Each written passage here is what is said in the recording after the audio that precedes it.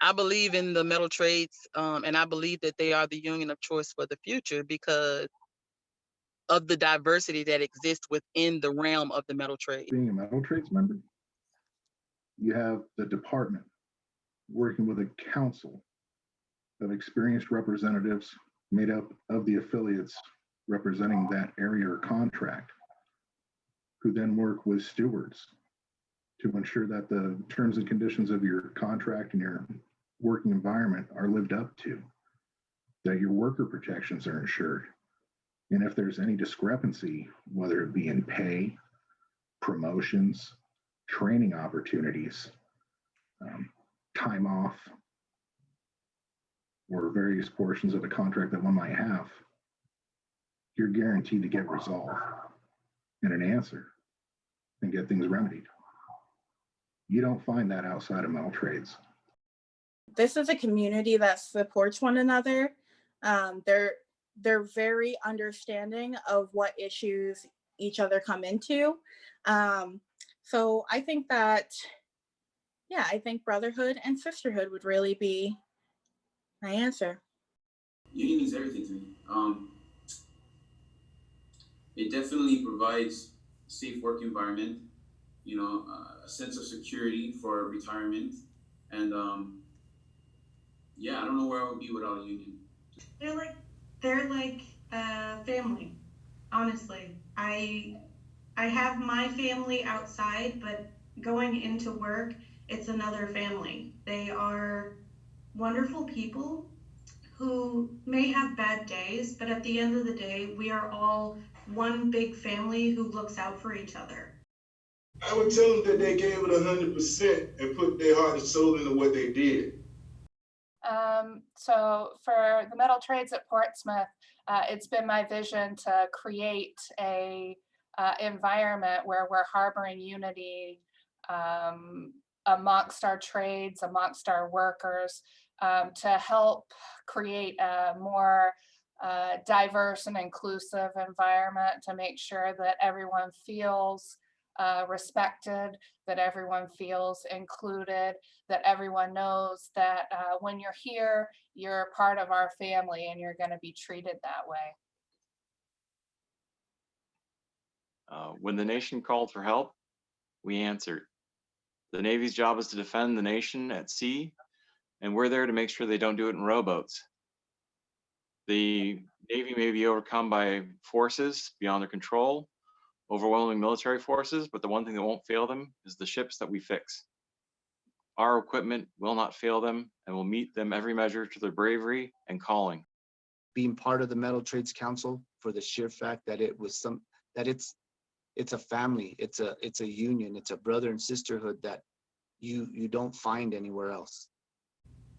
I say those metal trades members, they performed their duties. They did their work. They're a good group of people. They did what they were supposed to do. I believe they supported their families. I believe they supported their union. And I believe in my heart that they must have the same kind of faith and hope that I have. Dealing with the metal trades, the affiliates, the internationals, and the bargaining unit employees.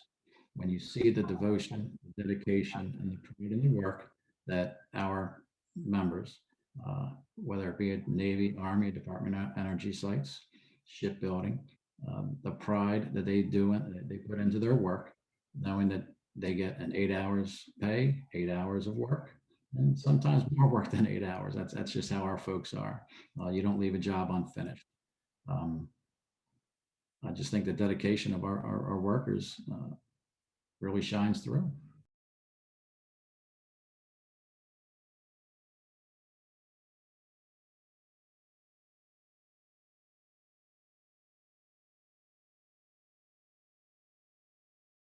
Good afternoon, brothers and sisters. Welcome to the 71st Constitutional Convention of the Metal Trades Department.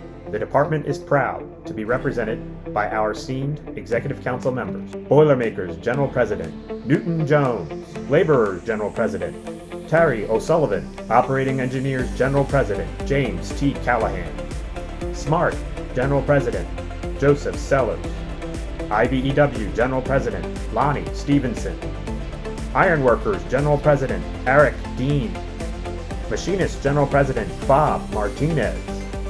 OPC MIA General President Dan Stefano. UA General President Mark McManus.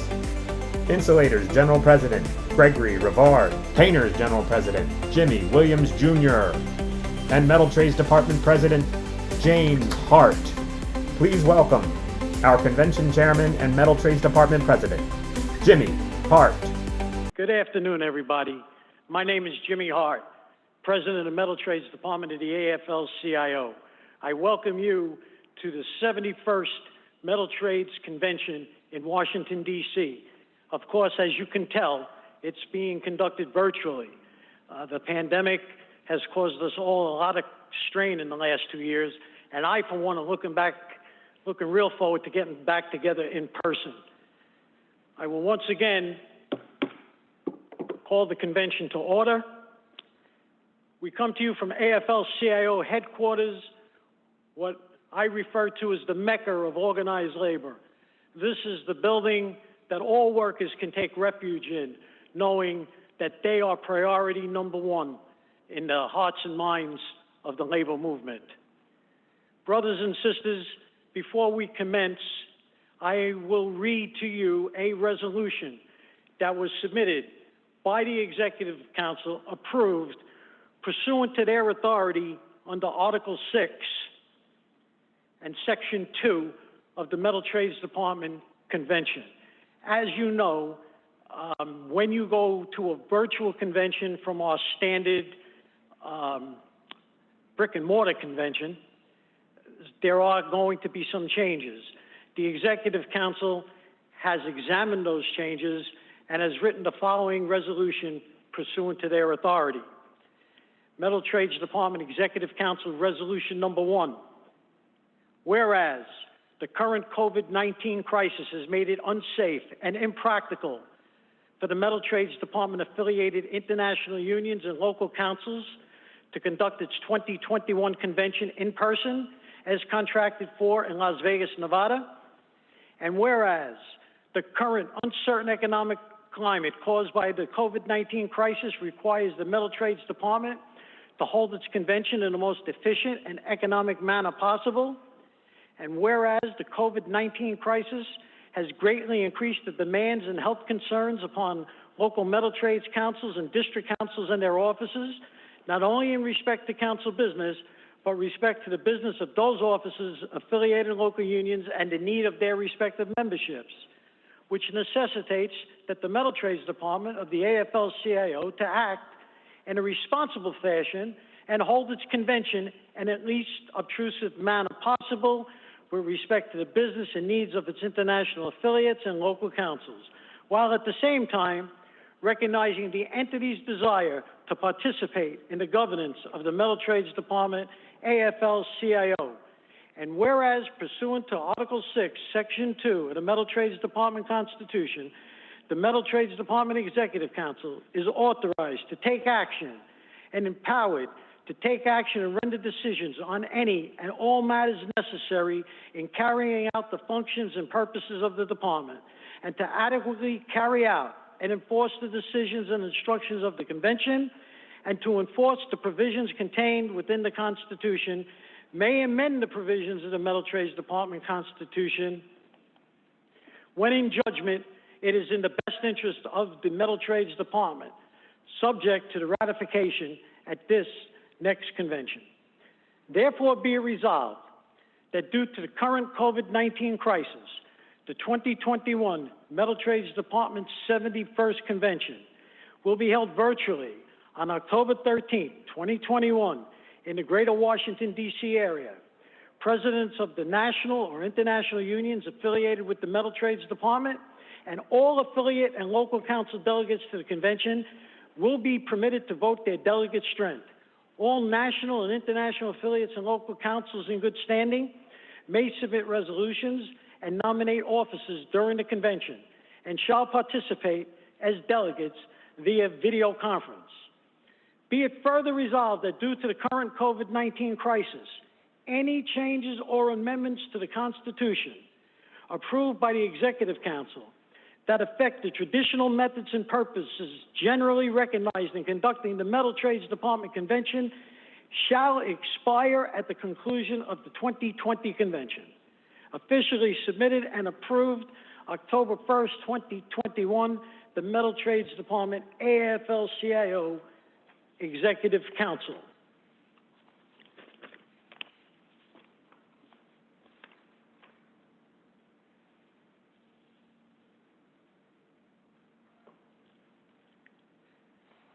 At the beginning, you saw the introduction of our Executive Council. Our Executive Council consists of international and general presidents from 11 of our 17 affiliates.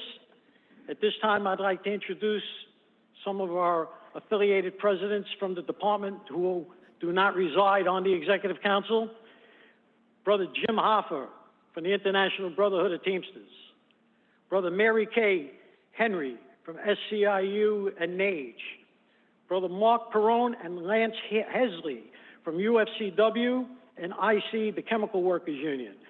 Richard Lanigan, OPIU. Matt Biggs, IFPTE. Tom Conway, USW and the Glass Molders Production Workers. At this time, I'd like to call for our invocation. Brother Ted Simmons is the IBB Director of Construction Division Services, has agreed to come here today by video to do the invocation. Brother Simmons. Hello. It is an honor and privilege to be able to give the invocation at the 71st Metal Trades Department Convention. Let us pray. Heavenly Father, as I come before you today, I ask you for your divine grace on these proceedings, your divine wisdom on all decisions made, your divine blessing on our leadership, on our members and their families. I ask you, Father, for your blessing on our armed forces and their families. I ask you, Lord, for your comfort and your peace on all of the families that have lost loved ones since our last convention. I ask you, Father, for your divine protection on all of our members to keep us safe and ever moving forward. And in your name we pray. Amen. Thank you, Brother Simmons, for those inspirational words. Now it is time to introduce a performer who is a plumber from New York City. I'm proud to say that we were partners many, many years ago. As you'll see, I used to do all the work and he used to do all the singing.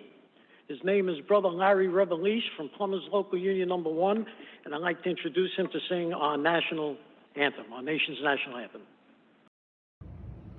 Oh, say, can you see by the dawn's early light what so proudly we hailed at the twilight's last gleaming, whose broad stripes and bright stars through the perilous fight o'er the ramparts we watched were so gallantly streaming, and the rockets glint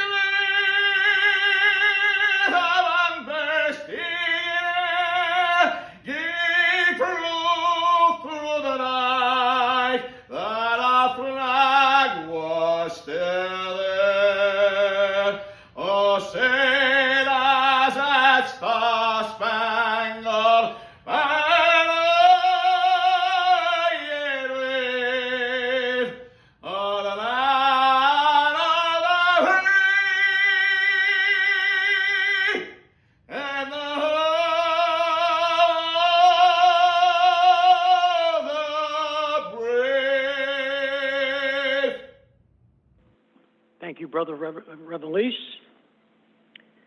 At this time, to sing our Canadian anthem, I'd like to introduce Tara Siliker From UA Canada, she's a health and wellness administrator, and she has a very, very lovely voice.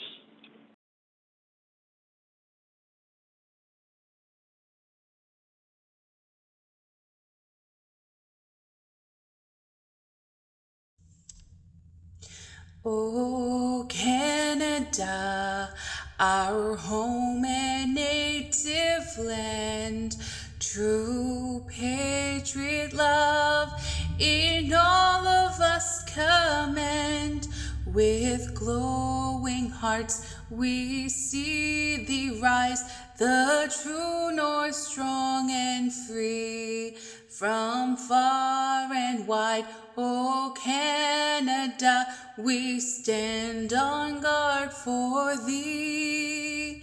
God keep our land glorious and free.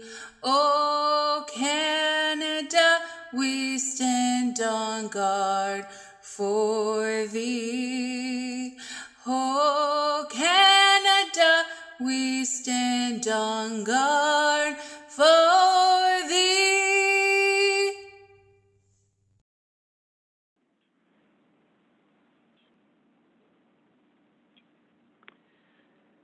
It's now time for the Pledge of Allegiance. Sister Martina Tate from the International Brotherhood of Boilermakers, Local 693, is an Assistant Chief Steward and Metal Trades Coordinator at Ingalls Shipyard in Pascagoula, Mississippi. She's an active participant in the new Boilermaker Women's Caucus.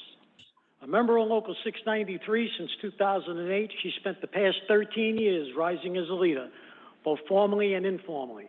Most recently, she was elected as president of her 1,800-man local lodge, and in April, America's Building Trades Union named her as a tradeswoman hero. Sister Tate.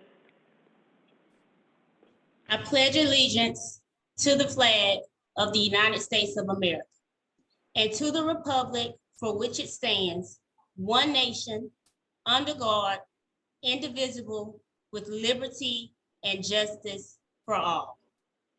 Brothers and sisters, we've lost several esteemed labor leaders over the past 5 years. At this time, we want to take a few minutes to recognize them. With a heavy heart, we have lost AFL-CIO President Richard Trumka. We've lost, in the last 5 years, 2 former Metal Trades Department presidents, International Association of Machinists members John Meese and Paul Bernsky. We also lost a former general representative, somebody who's been close to everybody in this room at one time or another, and that's Jim Seidel, who's also hails from the International Association of Machinists. Our department has suffered the loss of 3 great former executive council members. General presidents and executive council members Ed Hill of the IBEW, Joe Nigro from SMART, and Vinnie Giblin from the operating engineers.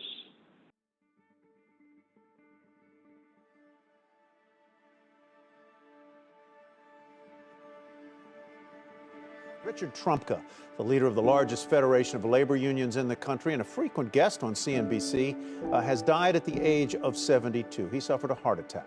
For the past 12 years, he was the president of the AFL-CIO, which represents 12 million active and retired workers in the U.S.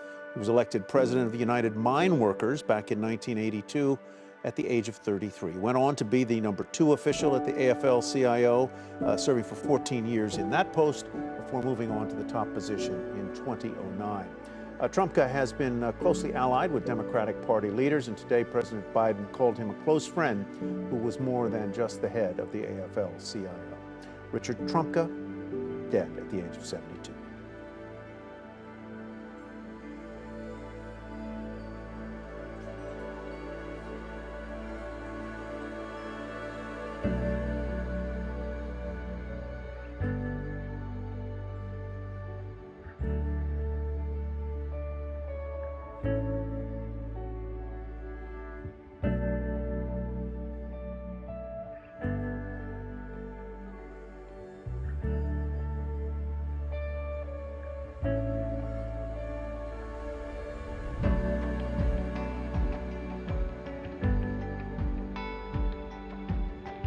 convention has prepared resolutions for our fallen leaders, deceased leaders.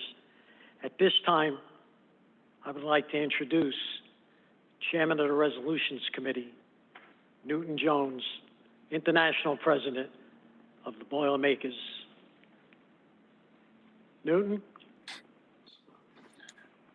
Thank you, President Hart, and thank you for the privilege of allowing me to read this resolution on the passing of Rich Trumpka, or present this resolution. Whereas the Metal Trades Department, AFL-CIO, and the broader labor community lost a valued member, leader, and friend on August 5th with the passing of Richard Trumpka, and whereas the labor community lost a strong, forward-thinking leader and generous and knowledgeable mentor, and whereas President Trumpka served with excellence as president of the AFL-CIO and had a lifelong commitment to fighting for workers' rights, and whereas President Trumpka was a kind and loving man that valued his friends, family, and union over all else. Therefore, be it resolved on behalf of the Metal Trades Department and its 17 affiliated unions and their members, we recognize the significant contributions over the course of his distinguished career and mourn his death. And be it further resolved that the Metal Trades Department sends its sincerest condolences to his beloved wife, children, grandchildren, and family, his brothers and sisters across the labor movement at the AFL-CIO and his union, the United Mine Workers of America. President Hart, the committee recommends adoption. There is a motion on the floor to adopt the resolution in memorial to President Richard Trumpka. Now, this will be our first vote, and there will be a hand vote, and that hand vote should pop up on your screen. If you vote yes, you will raise your hand. A no vote would mean your hand is down. As the chair, I will judge the vote. All in favor? Well, all in favor of accepting the resolution memorializing President Richard Trumpka, please say aye. Aye. Aye. Aye. Aye. Aye. Aye. Aye. Aye. Aye. Aye. Carried and passed. Thank you. At this time, I'd like to introduce resolutions for deceased IAM members. President Bernsky, President Meese, General Representative Seidel. I'm privileged to have the next speaker who actually worked with all three of those fine trade unionists. Brother Paul O'Connor, Director of Government Employees for the IBEW. Brother O'Connor is a longtime president of Portsmouth Naval Federal Employees Metal Trades Council. Brother O'Connor?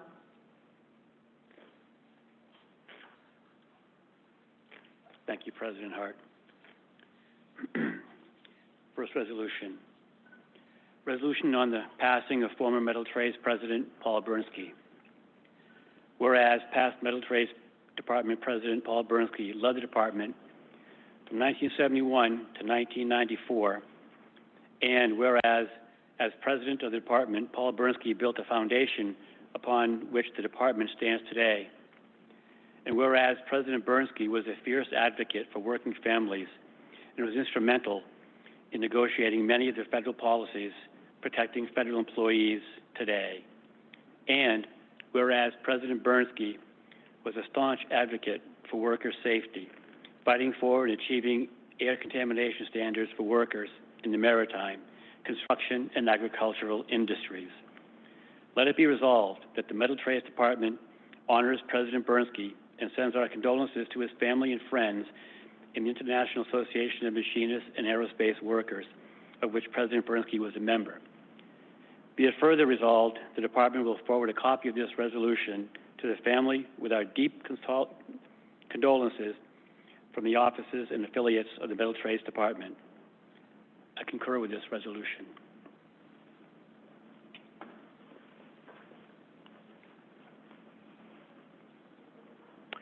Brother O'Connor and the committee concur with the resolution memorializing the life and times of President Paul Bernski.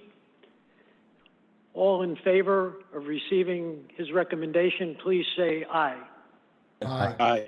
Aye. Aye. Aye. Aye. Aye.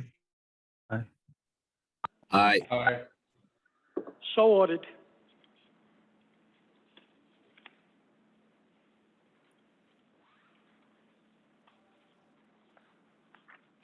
Second resolution. Resolution on the passing of former Metal Trades President John Meese. Whereas the Metal Trades Department recognizes the incredible contributions of all of its former leaders, and whereas the department was strengthened by the leadership of President Meese, and whereas the labor community lost a fierce labor advocate with the passing of John Meese on December 31, 2019, and whereas President Meese led the department from 1994 to 2002, let it be therefore resolved, the Metal Trades Department recognizes the accomplishments of our past president to the success of the Metal Trades Department and its strength in the labor and political arena.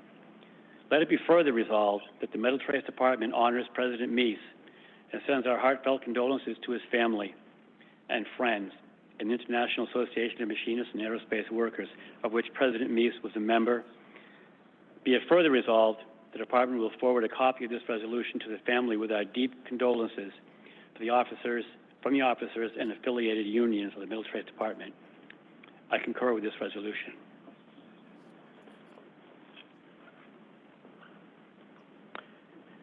There's a motion for concurrence on the resolution that memorializes the life and times of former Metal Trades President John Meese. All in favor, please say aye. Aye. Aye. Aye. Aye. Aye. Aye. Aye. So ordered.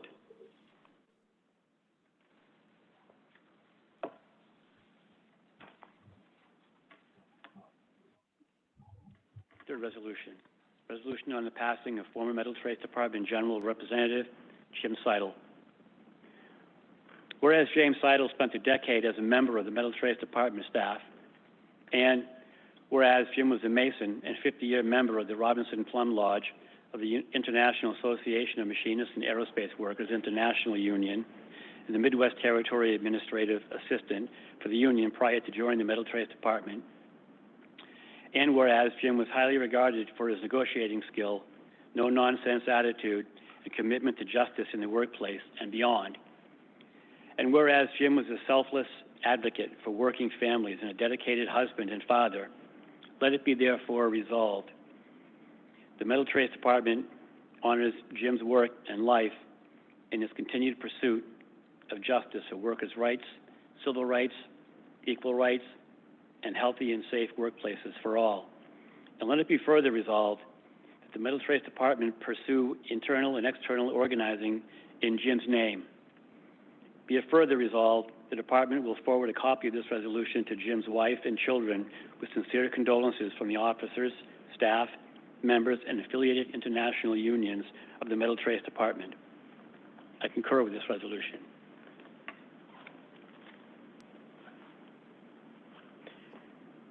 There is a motion on the floor for concurrence for a resolution that memorializes the life and times of deceased Metal Trades Department General Representative Jim Seidel.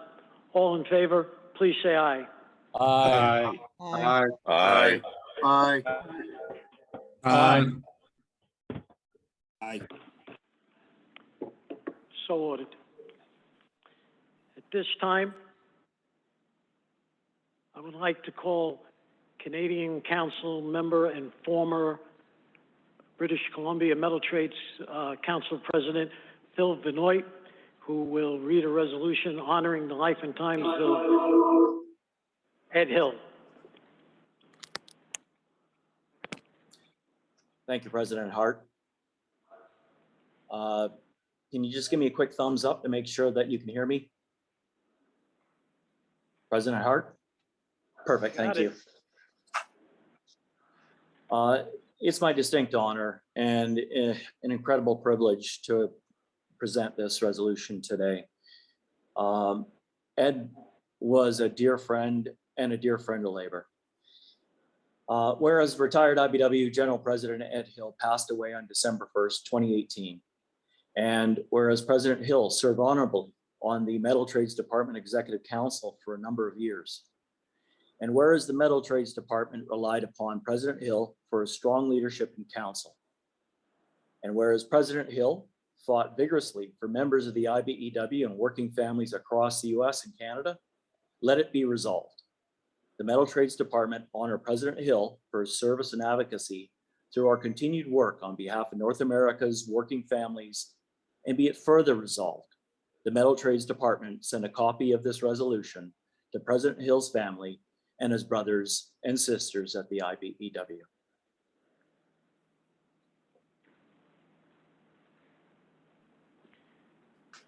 Is there a motion on the floor to concur with the resolution memorializing the life and times of IBEW General President and Executive Council member of the Metal Trades Department, Ed Hill?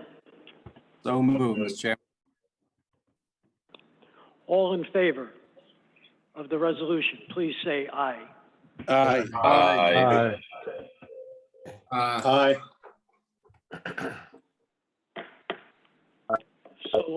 So ordered.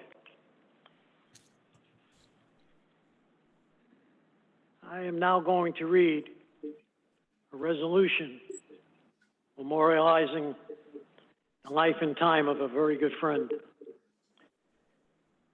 smart former General President Joe Nigro. I can honestly say that Joe has, he taught me almost everything I know about conflict resolution. He's a wonderful man. Whereas Metal Trades Department retired Executive Council member and Sheet Metal Workers General President Joseph J. Nigro passed away on October 15, 2018. And whereas President Nigro was a valued member of our Executive Council, and whereas his sage advice and wisdom blessed his union and the labor movement as a whole, and whereas the Metal Trades Department benefited from his tireless advocacy on behalf of working families, let it be resolved that the Metal Trades Department offer our condolences to President Nigro's family and our brothers and sisters at SMART. Let it further be resolved that the department send a copy of this resolution to his family to honor his legacy at the department. Can I get a motion to accept the resolution and move to accept? So moved. All in favor? Aye. Please say aye. Aye. Aye. Aye. Aye. Aye. So be it.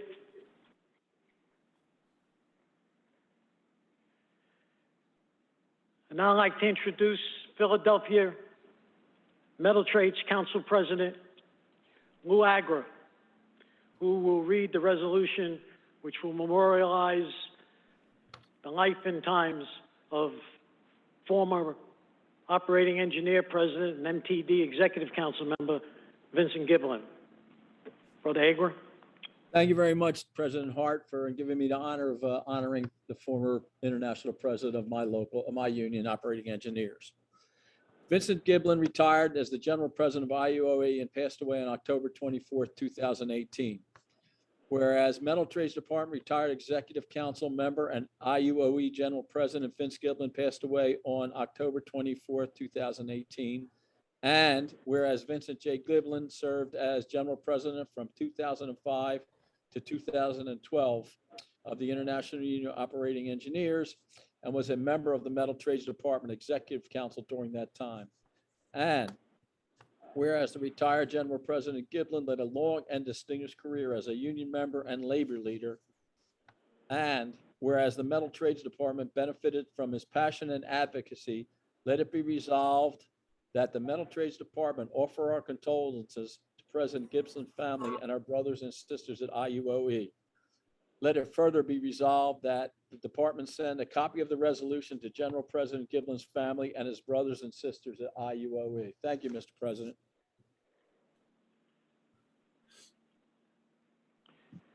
Can I get a motion for concurrence to adopt the motion memorializing the life and times of Brother Giblin? Motion. All in favor, please say aye. Aye. Aye. So ordered. At this time, would you all join me in a moment of silence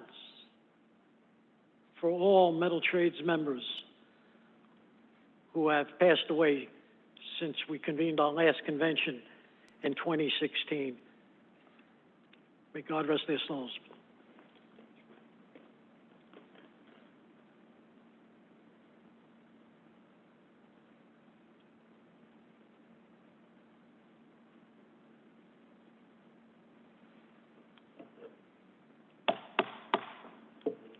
May their souls rest in eternal peace and power.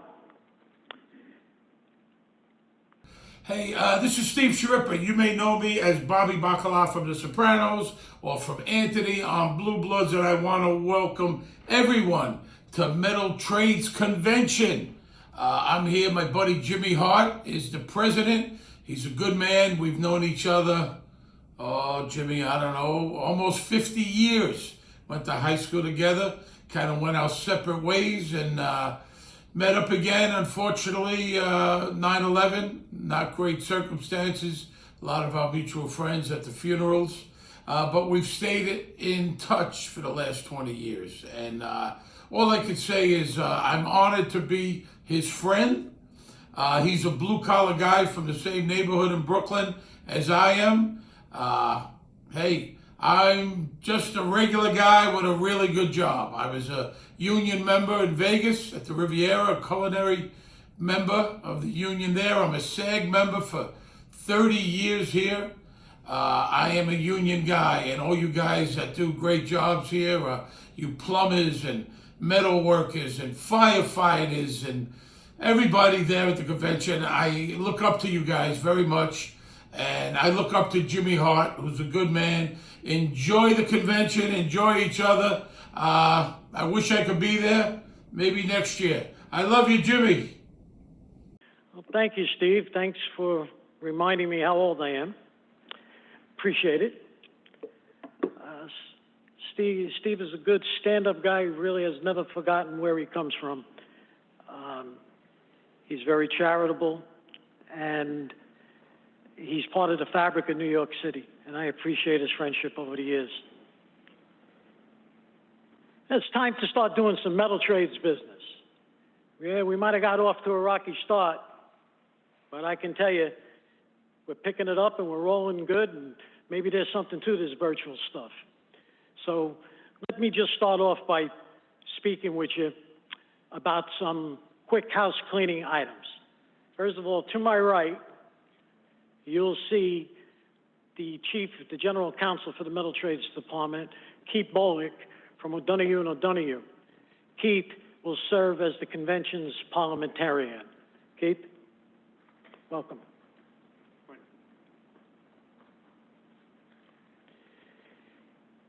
We just had a little bit of a test run with how we're going to vote. So, as you can see on your platform, it asked you to raise your hands up if you were going to vote yes. Okay? By not voting, by not raising your hand, you will automatically be voting no. If I, as the chair, whether it be myself or a temporary chair, if we cannot judge the votes, or we think they're too close because we're going to be, doing a quick count as we're here, we will call for a roll call vote. If there is a roll call vote, what will happen is that right on your screen, the question will be presented to you, and you will have the option to vote yes or no.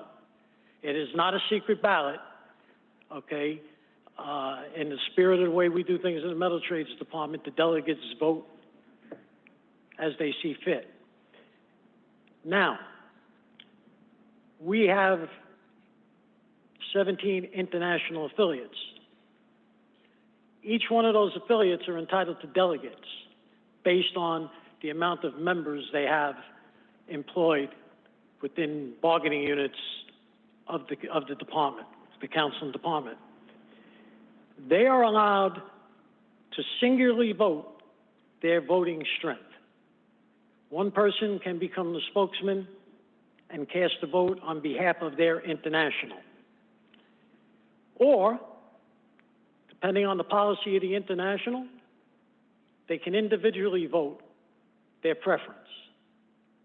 So that is strictly the call of international general presidents.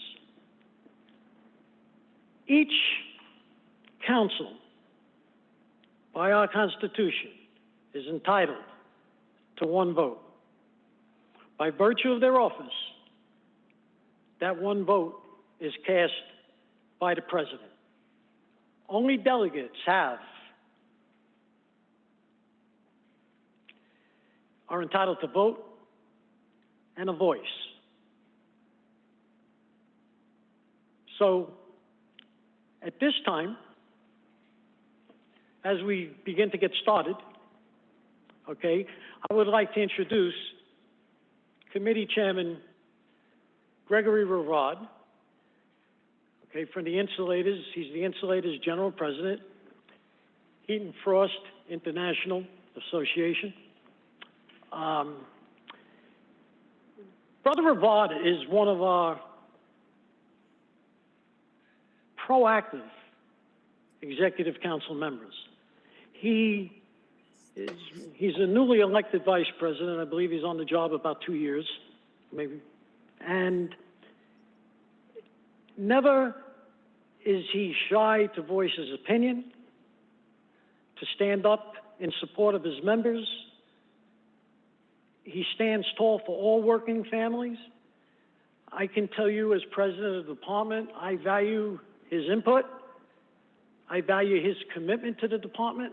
I would like to introduce to you today the chairperson of the 71st Metal Trades Convention Rules Committee, General President of the Insulators Union, Brother Gregory Rivard. Well, good afternoon, President Hart, Metal Trades Department Executive Council members, affiliated international officers, Metal Trades Council presidents, and fellow 71st Metal Trades Department delegates and guests. My name is Greg Rivard, and I am the General President for the International Association of Heat and Frost Insulators and Allied Workers. I am also a member of the Metal Trades Department Executive Council and serve as the 10th Vice President of that department. I'm the proud chairman of this esteemed committee. I'd like to introduce you my full committee members. Brother Jeff McDaniel, International Union of Painters and Allied Trades and President of the Hanford Atomic Metal Trades Council and home of America's greatest Cold War patriots, the Hanford Nuclear Reservation. Brother Matthew Chartrand, International Association of Bridge, Structural, Ornamental, and Reinforcing Iron Workers, and President of New York City and the Vicinity Metal Trades Council, and it's home to thousands of workers employed under the Metal Trades contract.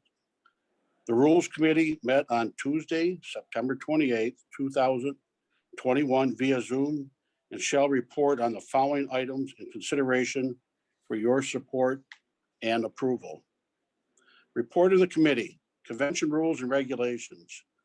Due to the uncertainty and the effects surrounding COVID-19 virus, the Executive Council has instructed the department to conduct a virtual 71st Metal Trades Department Convention and to enact a set of rules subject to the approval that addresses the special needs to what deemed to be special circumstance situation.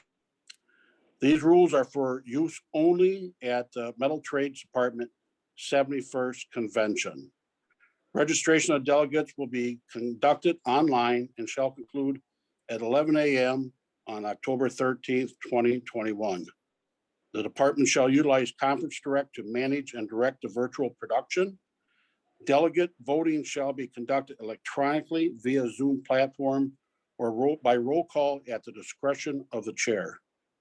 All delegates shall be provided instruction as to how to register, access, vote, and participate in this convention. The parliamentarian shall be appointed by department to assist the chair as needed to conduct the convention.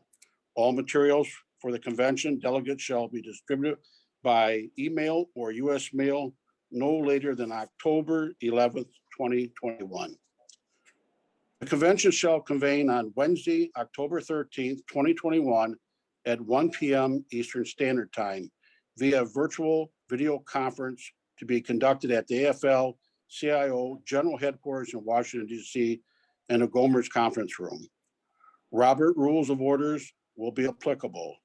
The content, scheduling, and administration of the convention shall be conducted by the Metal Trades Department in consultation with the Executive Council. Due to COVID, spacing restrictions, acceptable space shall be provided in the meeting room with the department president, Executive Council members, and support staff. The convention will run in conclusion until its stated business with periodic breaks at the discretion of the chair. Delegates will be provided instructions and materials necessary to fully engage in the participation in all aspects of the convention. There shall be 2 convention sessions with 1-hour intermissions between the sessions on October 13th, 2021. Session 1, delegates and guests, it's a plenary session. Session 2, delegates and observers, business session. 1, observers during the business session must be approved by the chair with the consent of the Executive Council. Only accredited delegates will have a voice and vote privilege, and the chair may recognize speakers at its discretion. The requirements contained within the department constitution bylaws in regards to the nomination and election of and taking the oath of office by department officers shall be conducted by and applied at the discretion of the chair. Mr. Chairman, this completes the report of the Rules and Regulations Committee.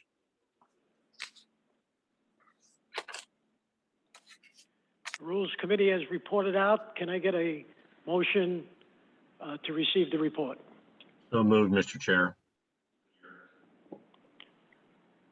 There's a motion on the floor to approve to receive the report of the Rules Committee on the question. I second. Seeing no questions, okay, is there a second? Second, John Cordian, IUPAC. Thank you. Hearing no questions, all in favor, please say aye. Aye. Aye. Aye. Aye. Aye. Aye. Aye. Opposed? Hearing none, the report of the committee is accepted.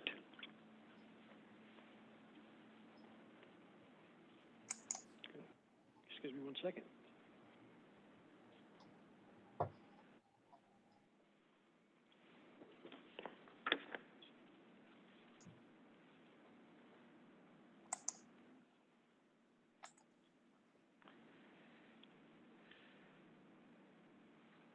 Mixed emotions.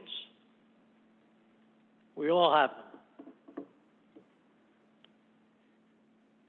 It was a sad day that we lost what I like to say one of the world's great all-time labor leaders, Rich Trumka. His untimely passing sadden workers throughout the world. His loss will be deeply felt by workers who have never heard the name. As a member of the Plumbers Union in New York City, as a member of the United Association, as president of the Metal Trades Department,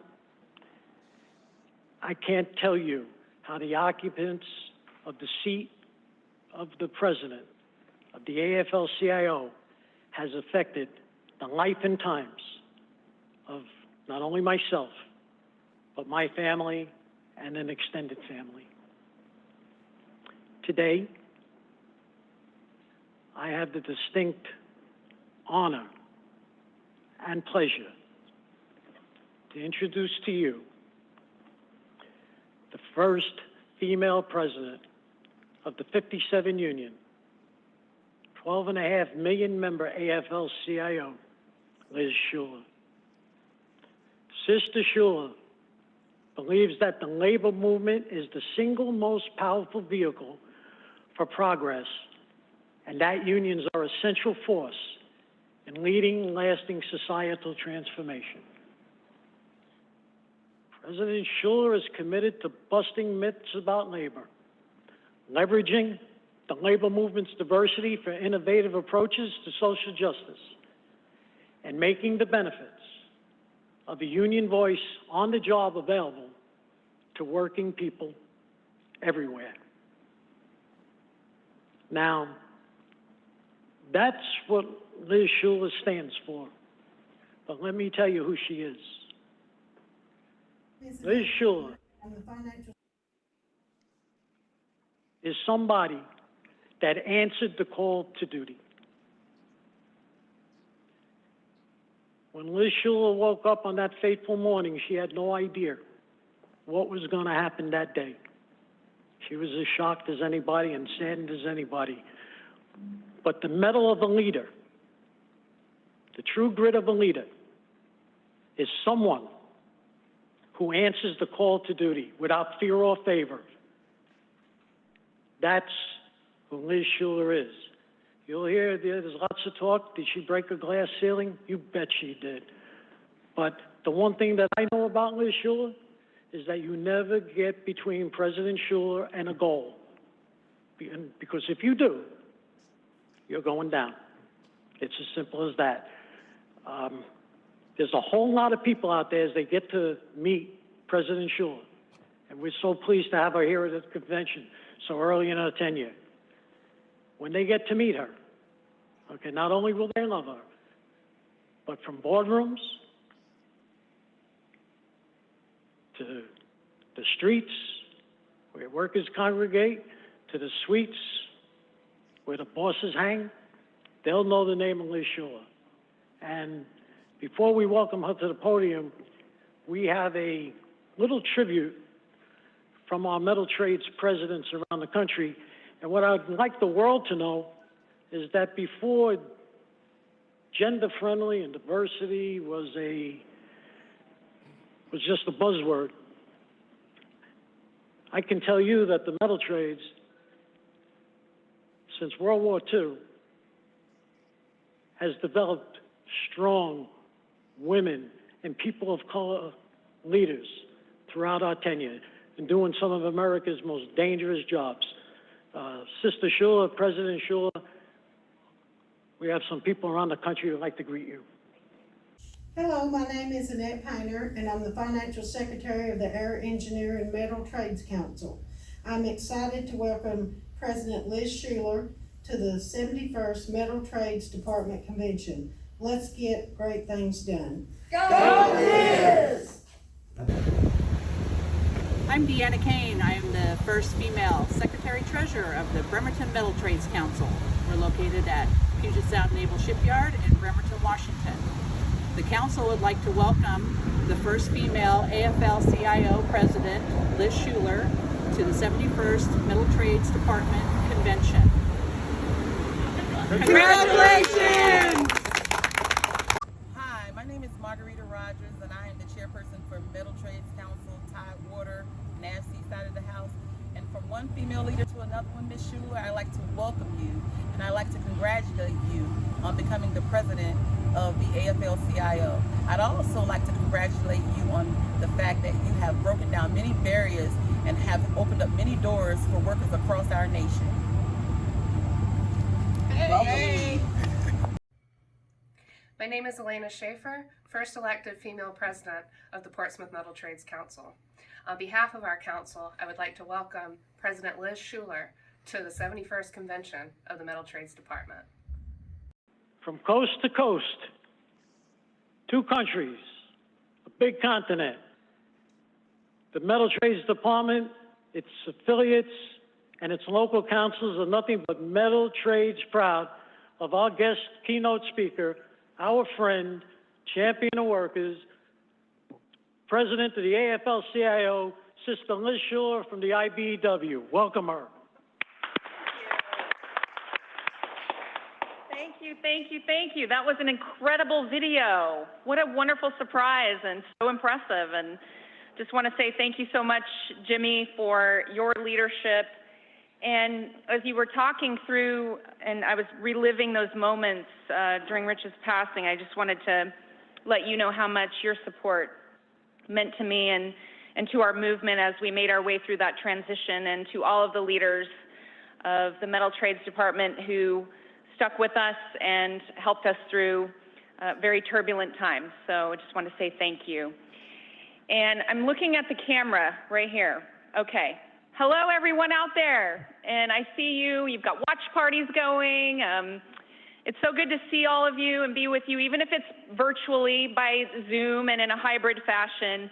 I would say this has been a real study in how we change the dynamics around us, and we're responding and being nimble and pivoting to the environment we're in. This is a prime example of continuing to do business and getting done what we need to get done. But I think the metal trades knows a little something about evolving and changing.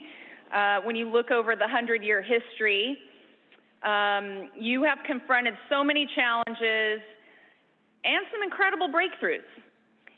And I was looking at the agenda. You have quite a docket of incredible speakers, and what an honor it is to have Vice Admiral Galinas speaking at this 71st convention. It is a testament to how the metal trades have always been vital to national defense. And with actor Steve Shrippa, Heisman Trophy winner Gino Torretta, how do you do that? How do you get these people at your convention? I need to take some notes. Tell them Liz Schuler's going to be there. I believe you. So I just see the strength of solidarity right here at this convention, and it's a part of the reason why this is such an incredible moment.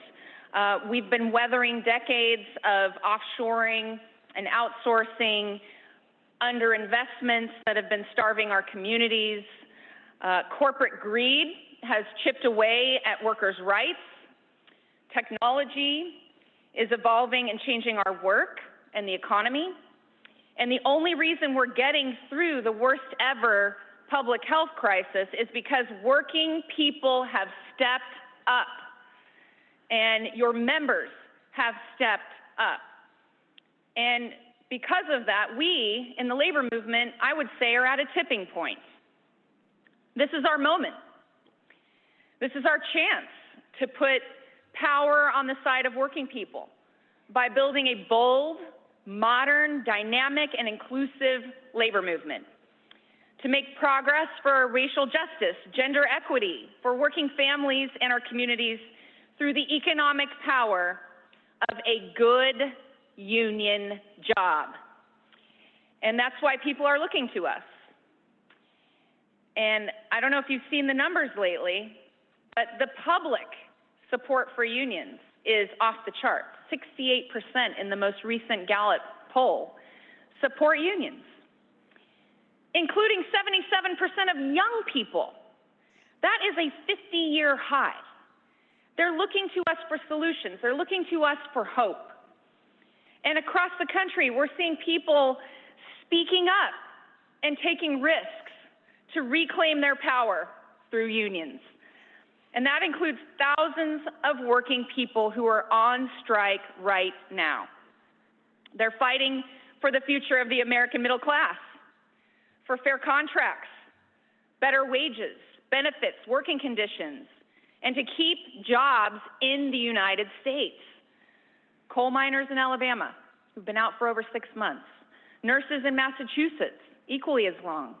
Steel workers and machinists in West Virginia. Distillery workers in Kentucky. Iron workers in Pennsylvania.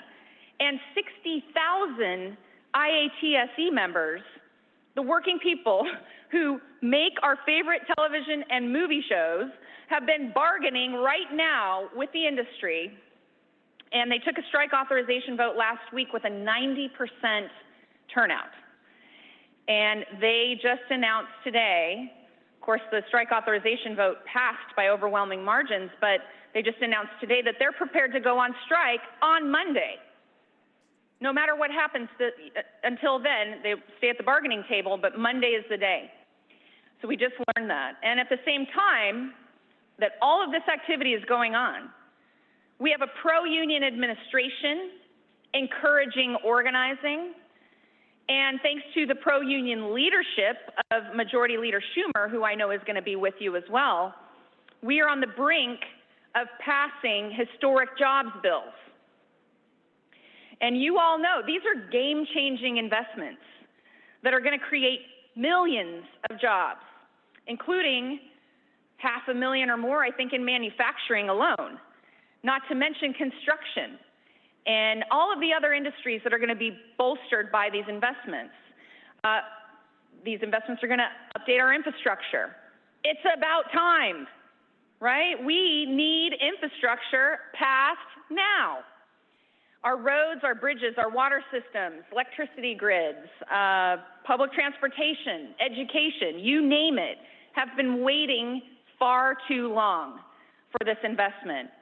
And in every conversation I have, to the point you raised in the video, I point out that infrastructure jobs are absolutely jobs for women. I think there's a perception that's not the case, but we know that's not true. And our training investments provide pathways into high-quality jobs across sectors.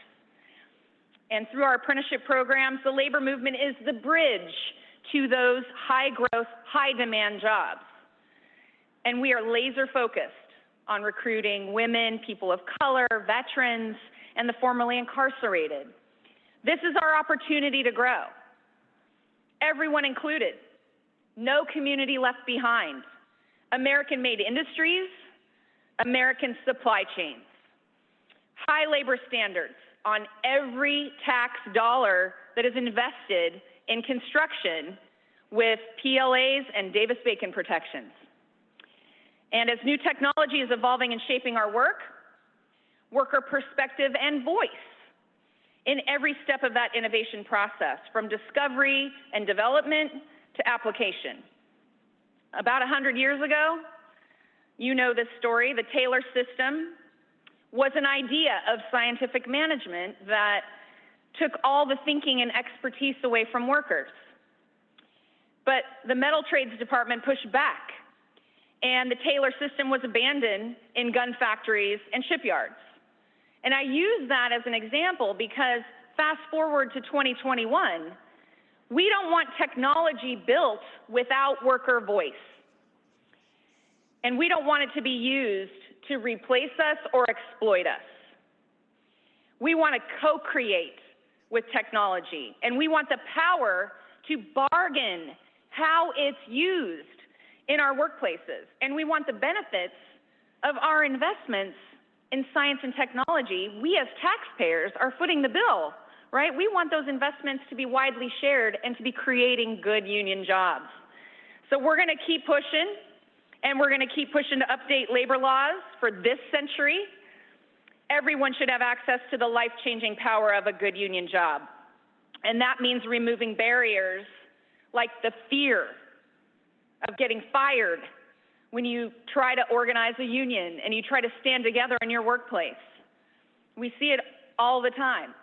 That needs to change. So that means passing the PRO Act and the Public Service Freedom to Negotiate Act right alongside it. And we're going to protect and expand our voting rights in the workplace and our voting rights at the ballot box, because the two go hand in hand. We're going to put an end to wage theft, the shadow economy, the practice of misclassifying us as contractors to just deny us our rights. We know that contracting can be done with a high road, high wage strategy, right? The path to citizenship is long overdue. And a worker-centered democracy depends on our rights at the ballot box and on our workplaces and for everyone who lives and works in this country. And as one united labor movement, we are such a powerful force for good. We fight for every single working person in this country. We are the engine that will move our country to a secure and equitable future. So thank you, Metal Trades Department. Congratulations on your 71st convention. Keep it going. Keep up the great work. I'm so excited to see where we go from here. Thank you.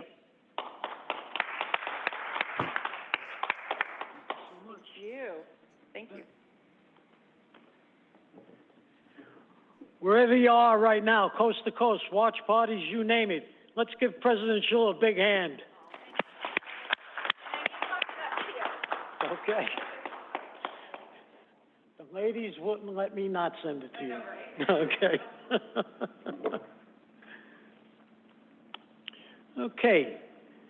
You know, I had a thought, for those of you that know me, you know that I'm hopelessly devoted to New York sports teams like the New York Jets. And, you know, they're very slow starters.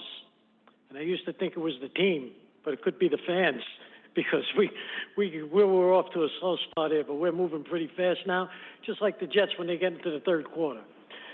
So I just tell you, we're moving right along. At this time, I'd like to do a committee report, and that would be the report of the Credentials Committee.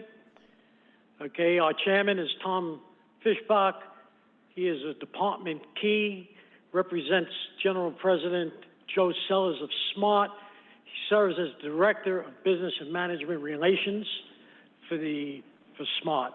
The committee members are Robert Taylor from the IBB, the President of Vancouver Metal Trades Council, and Jerry Morehouse, a machinist of the IAM, President of China Lake, and the Indian Wells Metal Trades Council in the Mojave Desert in California.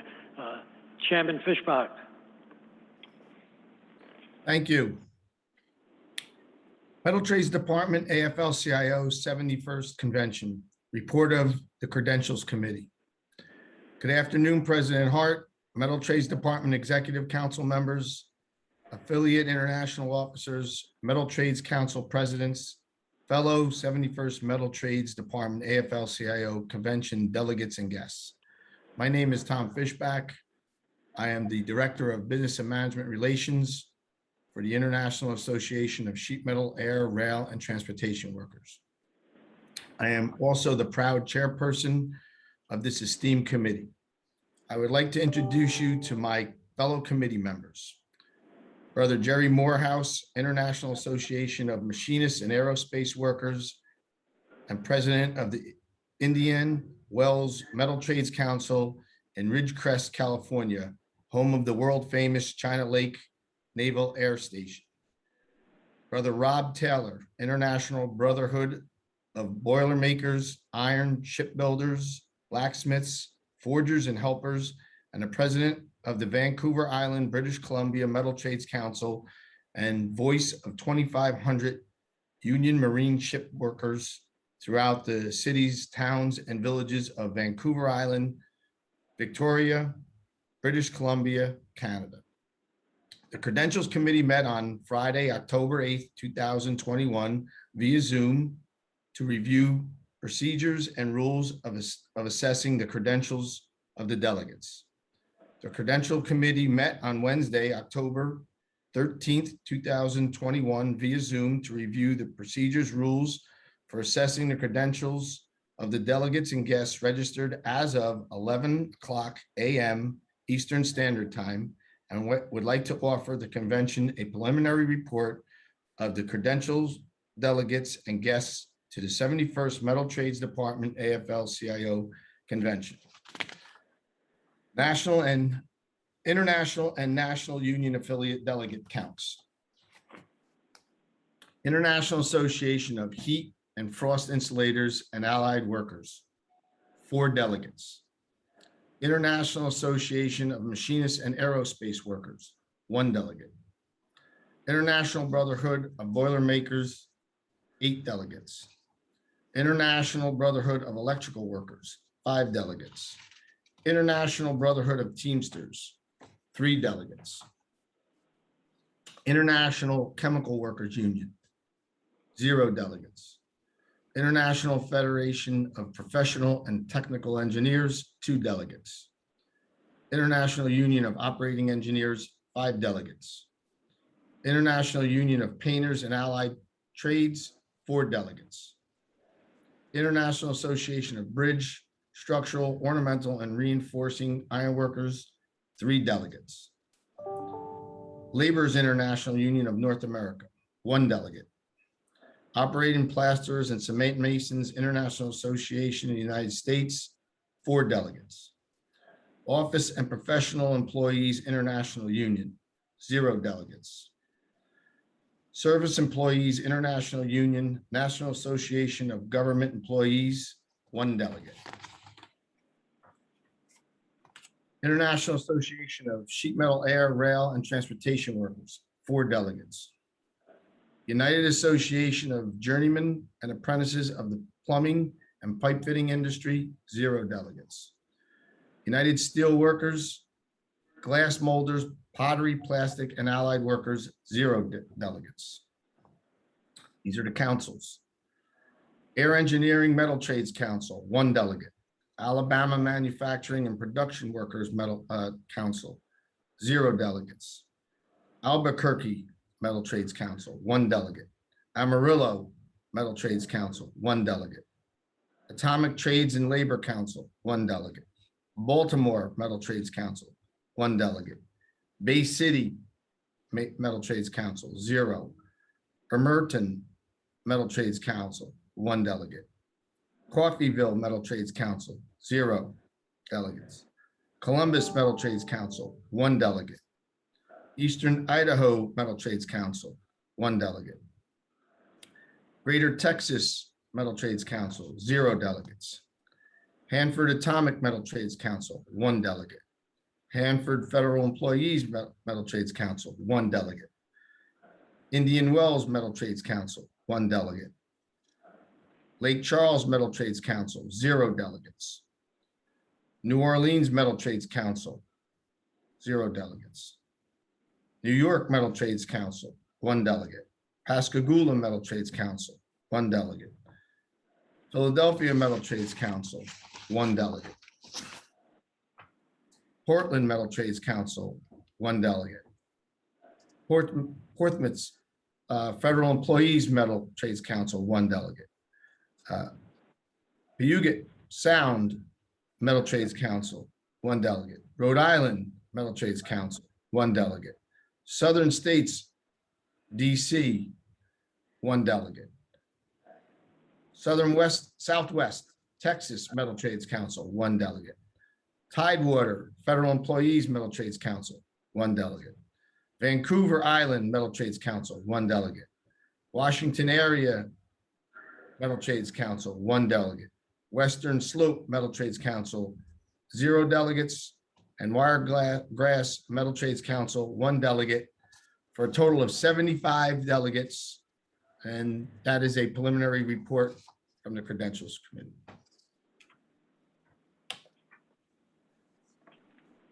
Thank you, Brother Tom. Do I hear a motion to accept the preliminary report of the Credentials Committee? So moved, Mr. Chair. Can I get a second on that? Second. On the question, Mr. President, this is Bob Martinez. I was inquiring about the machinist delegate count. Am I correct in what I heard that we had one delegate? I'm sorry, I didn't get the last part of your statement, question. Yeah, Did the we have what? question is, the machinist union has one delegate? No, I believe, if I read it right, I believe you have 5 delegates.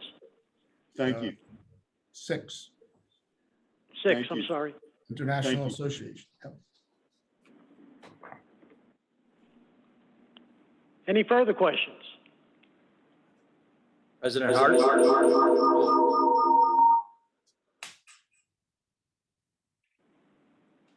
Anybody? Did I? Okay. President Hart, I heard during the report, Phil Benoit, IBEW. I heard during the report that the IBEW had 5 delegates, but as I understand it, it's written in a 6. Can we just clarify? I will refer it to the committee and they will report out on their final credential report. Okay, I'll investigate it. Is that Can you turn it satisfactory back to you? on?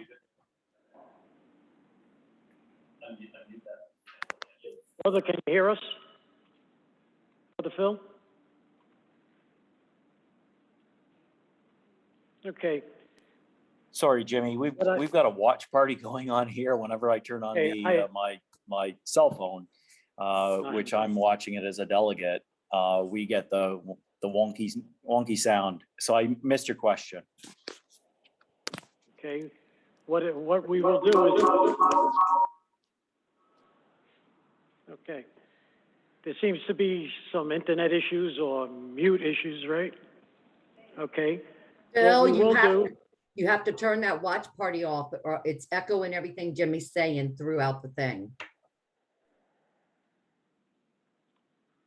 We will take the question raised by IBEW Delegate Phil Benoit. Okay, I will refer it to the committee. The committee is not discharged. The committee will come back in the second half and make a final report, and we will correct any omissions at that particular time, if that suits the IBEW. Okay. Any further questions on the credential report? Hearing no further questions, a motion on the floor to accept the preliminary report of the Credentials Committee. All in favor, say aye. Aye. Aye. Aye. Aye. Aye. Aye. Aye. Aye. Opposed? Aye. Okay. The ayes have it. The committee will not be discharged. It will report out in the second half of the session. Our next committee report will be the report of the Audit Committee. The chairman of the committee is Metal Trades Department Key Mark Merrily, who serves as the liaison between the department and the operating engineer, General President Jimmy Callahan. Brother Mark, would you please come and make the committee report on the audit? Thank you, President Hart. I appreciate it. First, I want to recognize my fellow committee members, Ed Jones of the Ironworkers and Craig Norman of the Machinists. I also want to say thank you to Lisa Johnson and to our auditor, William Miller, for their assistance. I'll now read the audit report. In accordance with Article 3, Section 9 of the Metal Trades Constitution, the Audit Committee for the 71st Convention of the Metal Trades Department, consisting of Craig Norman, Machinist, Ed Jones, Ironworkers, and Mark Meyerly, Operating Engineers, convened on Tuesday, October 5th, 2021, and reviewed reports of the Metal Trades Department finances for the last 5 years, 2017 through 2021, with the independent CPA firm of Novak Franchella. The auditor answered questions of the committee and reported that the Metal Trades Department complied with all constitutional and regulatory requirements with its annual finances. With that, I recommend adoption of the audit report.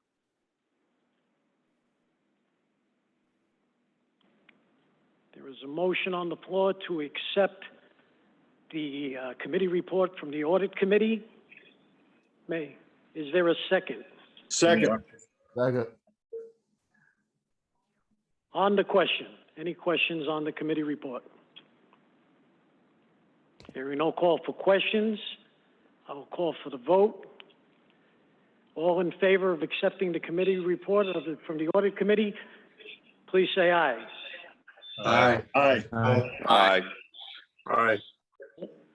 All opposed? So ordered. Thank you, Brother Marilyn.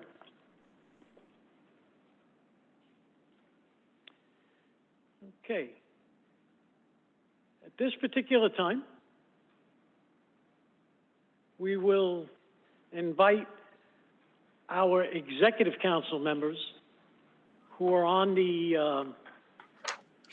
Zoom,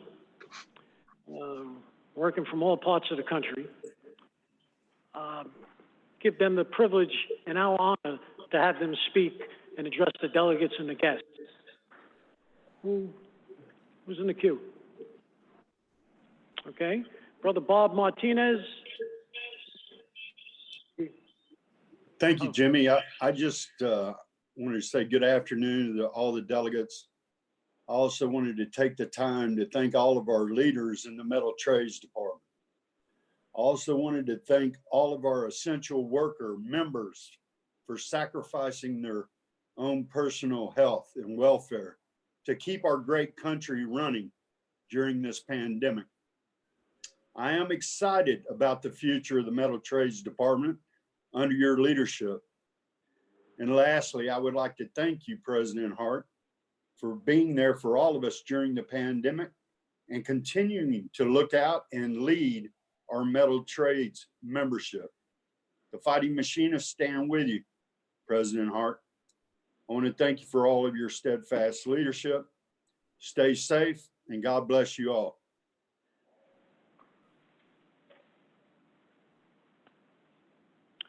Thank you, President Martinez. Much appreciate your remarks. General President Newton Jones from the International Brotherhood of Boilermakers. Is he in the queue? There he is. Hello, Newton. Hey, President Hart.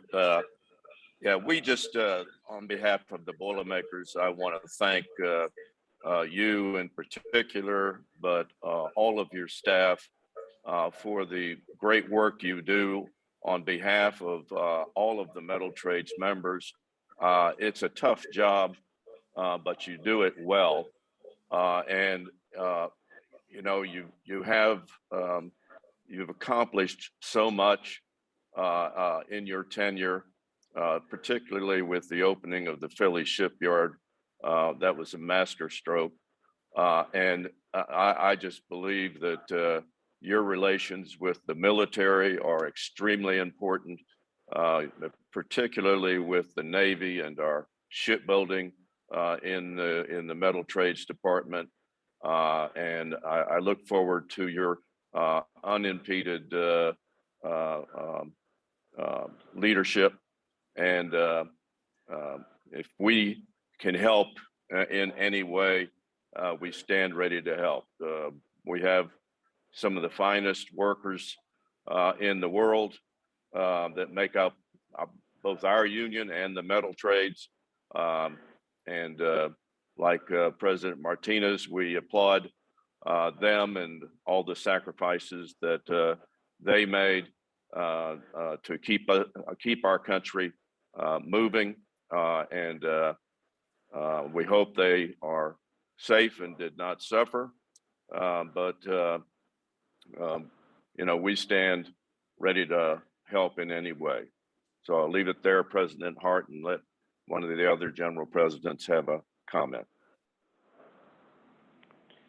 Thank you, President Newt. You know, I would like to say that there's very few jobs like the metal trades president job. And what I mean by that, most of us spend careers within the domain of one organization, and we all are part of the fabric of that organization. And when you get a job such as president of the metal trades department, or the building trades department, or a local metal trades council, or building trades affiliate, you quickly learn the virtues and the value of each and every craft. And I can tell you that as the president of this department, okay, it's been nothing but a joy to learn new things, to learn about new people, to see about the fabric that comprises the metal trades and the labor movement as a whole. I can tell you that we represent 17 international affiliates here. Each one of them is unique in its own way, and I'll tell you that you grow an affinity for each and every one of them. And so thank you for those remarks. Do we have any other executive council members in the queue that would like to address the convention? Okay, the Admiral will call us as soon as he gets back online. It appears that all the problems were on the military side. The Admiral works out of the Washington Navy base, Navy Yard. So they'll get back with us. We're going to go to a video at this particular time. I've been fortunate enough over the course of time to build a relationship with one of the greatest politicians I've ever met. We go back a very, very long time together. We work side by side. I remember working in his first assembly race. I worked in his congressional race. And when he dared to run for the United States Senate, when he was at 2% of the polls, everybody said he couldn't win. But Senator Chuck Schumer beat a very popular Republican at the time by the name of Al D'Amato. And he has gone on really to be a true advocate for this nation. He's now the Senate Majority Leader. He's an excellent friend of the Metal Trades Department. He reveres our affiliates. And there's nothing that Senator Chuck wouldn't do for a working man and woman. So with that, I'd like to introduce to you Senator Chuck Schumer, who comes to us via a tape. Hi, everyone. This is Senator Chuck Schumer, and thank you to the Metal Trades Department, AFL-CIO, for the chance to share a message at your annual convention. First, I want to give a shout out to your great president, my dear friend, Jimmy Hart. I've been a huge fan of Jimmy for a very long time, and not just because Jimmy is from Brooklyn, not just because he's a Mets fan, but also because Jimmy has dedicated his life to helping working people achieve the American dream. Thank you also to all our metal workers across the country, especially my brothers and sisters in New York. Our country couldn't function without you. You who build and repair our ships, support our nuclear facilities, and keep the country safe by maintaining our fleets, planes, and so much of our infrastructure. When Senate Democrats won the majority this year, we promised we'd restore the basic social contract in America, that if you work hard, you can do better and pass on even greater opportunities to your kids. I'm proud to say that during the last 9 months, the Senate Democrats have delivered in many of these ways. In the American Rescue Plan and the COVID bills of 2020, we secured hundreds of billions in state and local aid, multi-employer pension relief, expanded the Paycheck Protection Program to include unions, and so much more. But we're also looking forward to our future. Our country still faces significant challenges, and that's why Congress is working hard right now to pass President Biden's Build Back Better agenda, from infrastructure to investing in families to making the wealthy pay their share. Our infrastructure bill and Build Back Better agenda will invest trillions in local communities, meaning more union jobs, not just for today, but for decades to come. It will help strengthen ladders to help working people get into the middle class and help those already in the middle class stay there. And it will be the largest tax cut for working and middle-class families we've seen in generations. At its core, the Build Back Better agenda is about restoring that sunny American optimism that's been a core of our national identity. These will be our top priorities in the weeks and months to come, and I will also work with my colleagues every day to fight for critical bills like the PRO Act, of which I am original co-sponsor, and I'll work hard to hold a vote in the Senate soon, Just as we passed the pension bill, which relieved so much of you. People thought we couldn't do it, but we did. We're going to put the same energy and gumption into the PRO Act. Friends, none of this will be easy, but together I'm confident that we'll succeed in building a stronger America in the 21st century. And it starts by supporting union families and union jobs. Union. Thank you and see you soon. Thank you, Senator. You know, Senator Schumer's on the right side of every labor issue. I'm going to take you to a video right now that he played an instrumental role in the success of where we're headed. We're headed to Pennsylvania, Philadelphia, the city of brotherly love, where we had a shipyard that was shut with no hope of coming back. But the truth of the matter is that with a little help from our friends, people like Senator Schumer, people like Senator Toomey, people come together on both sides of the aisle, a committed owner, committed workforce that never gave up, stepped up each and every time we asked them. Within 1 year of shuttering that yard, we reopened it with a lot of fanfare. There's so many people I need to thank for our success as a metal trades.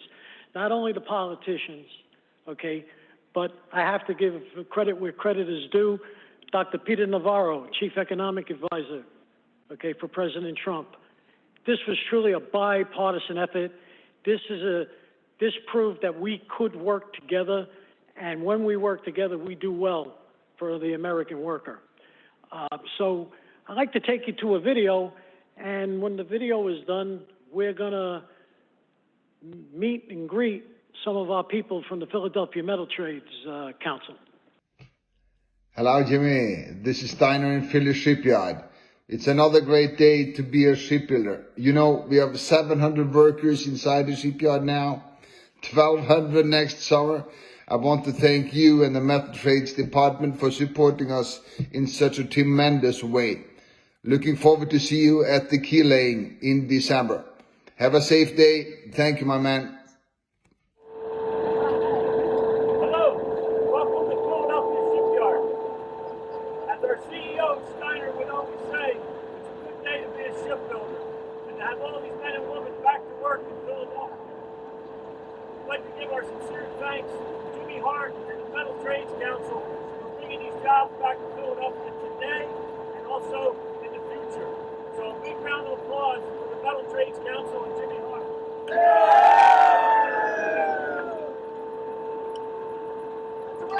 Well, imagine we're up to 700 workers, on our way to 12, and with the contracts that are out there, we're good for a decade. And I believe that workforce is going to go closer to 2,000 than it is to 12 and 1,500. And that's a tribute to everybody in the metal trades that supported us when we needed you most. They didn't hear anything, and I apologize for that. Okay, but I'd like to, at this particular point, I'd like to go to the Philly shipyard and President Lou Agra, and I'd like to thank them.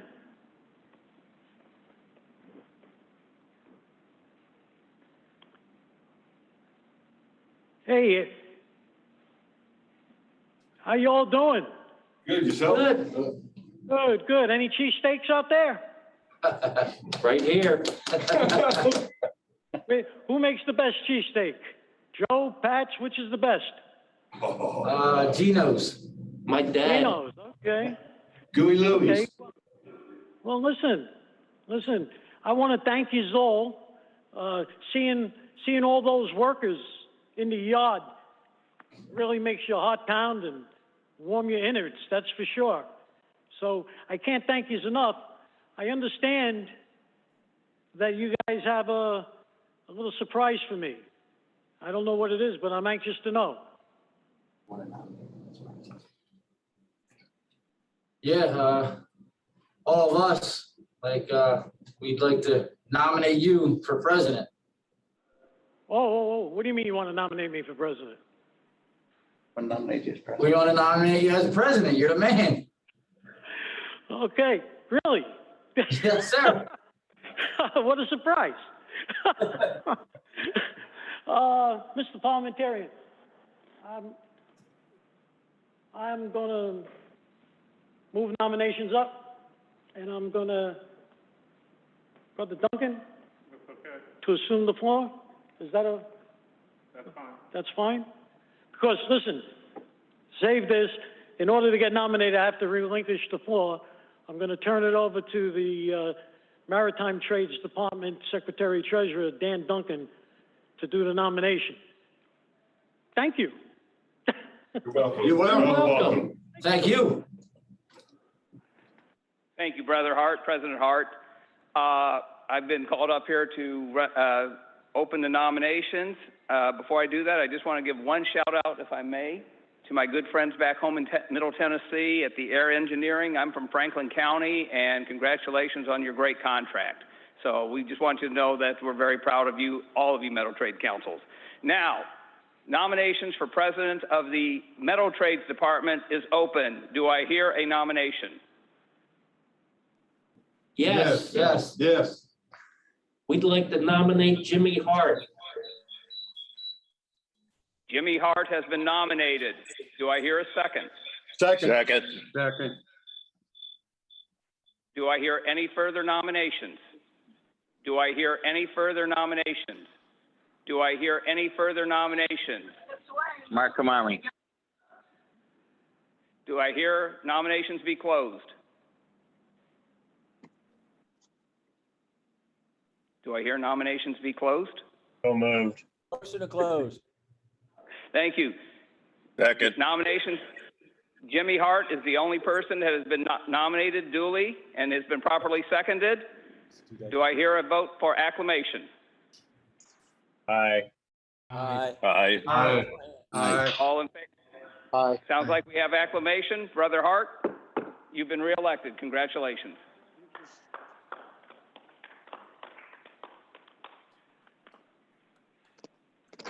My brothers in Philadelphia, I can't thank you enough what this means to me. To be nominated by the rank and file in the field, that's what it's all about. Thank you. Thank you very much. Go out there and be safe. Be safe, make money, make us all proud as you do every day. Good luck and God bless and Godspeed to you. Thank you. Appreciate you very, very much. That's okay. All right, well, nominations are open.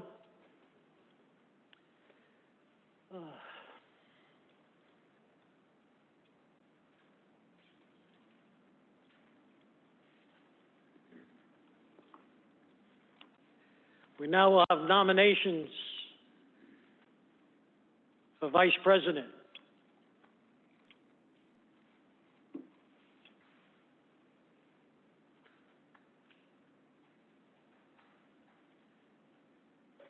I'd like to take the floor and place the following names into nomination for Vice President of the Metal Trades Department.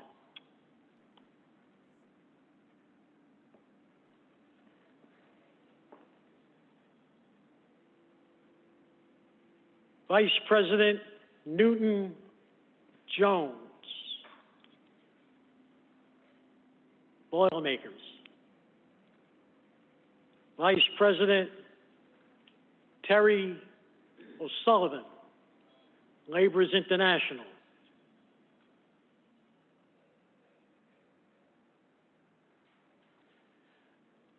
Vice President Joe Sellers,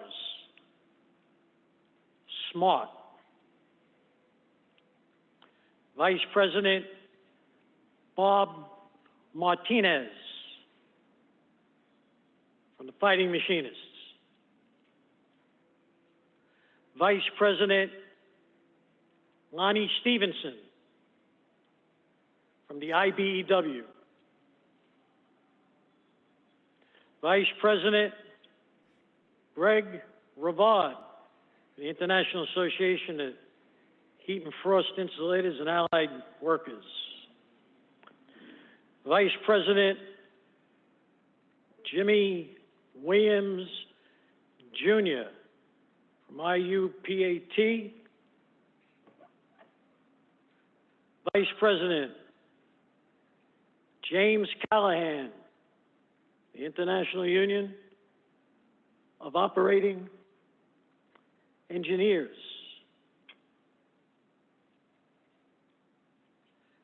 Vice President Mark McManus from the United Association.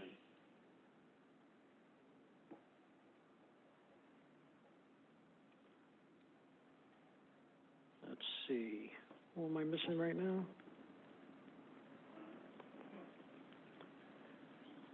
Who am I missing? Who's that? Yes. Vice President Dan Stepano, Operative Plasters and Cement Masons. Vice President Eric Dean, the International Iron Workers. These 11 gentlemen comprise the strongest and most talented unit of labor leaders that work within this great building. I can tell you that no metal trades person ever has to watch their back when these gentlemen and their affiliates come together. They're the most collegial group you'll ever meet. They get along famously, and they respect each other and each other's affiliate.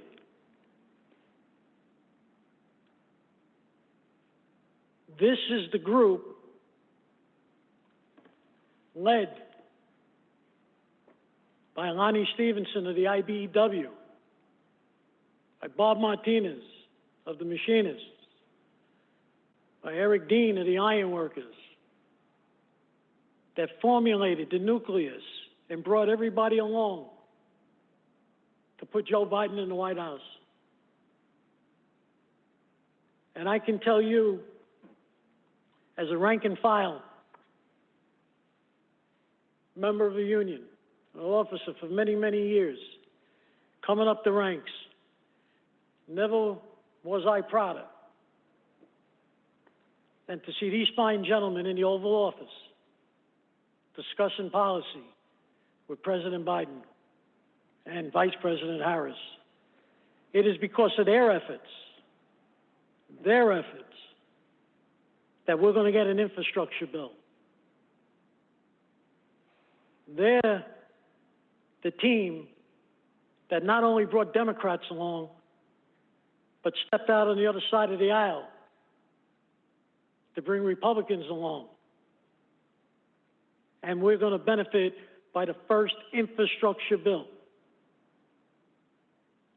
since the New Deal. Their foresight, their wisdom, their loyalty, their commitment to the working families of the United States and Canada is unparalleled. This is a group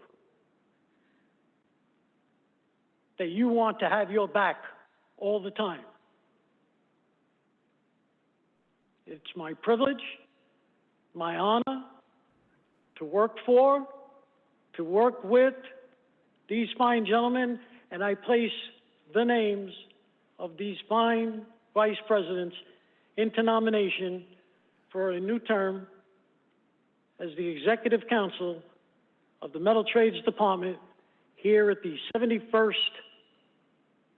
Metal Trades Department Convention.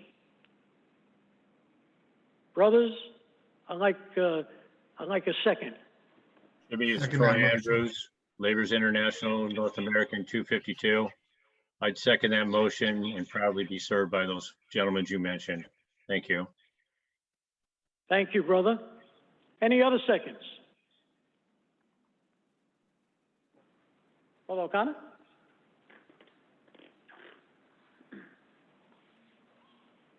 President Hart, brothers and sisters, it is my honor and privilege to second the nominations of Newton Jones, Terry O'Sullivan, Stu Sellers, Bob Martinez, Lonnie Stevenson, Gregory Rivard, James Williams Jr., James Callahan, Mark McManus, Daniel Stepano, and Eric Dean as Metal Trades Department Vice Presidents.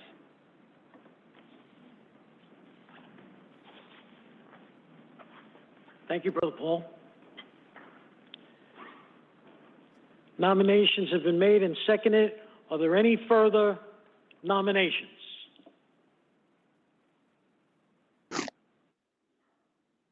Are there any further nominations for the office of Vice President? Are there any further nominations?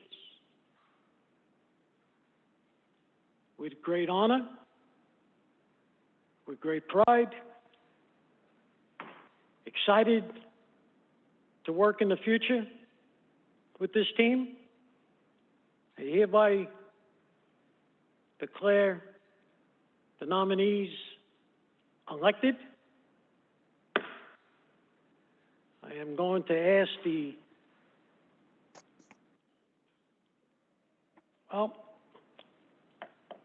let's see. I'm going to ask Brother Duncan to cast one ballot on behalf of the nominated members of the Executive Council. Thank you. So be it. Okay.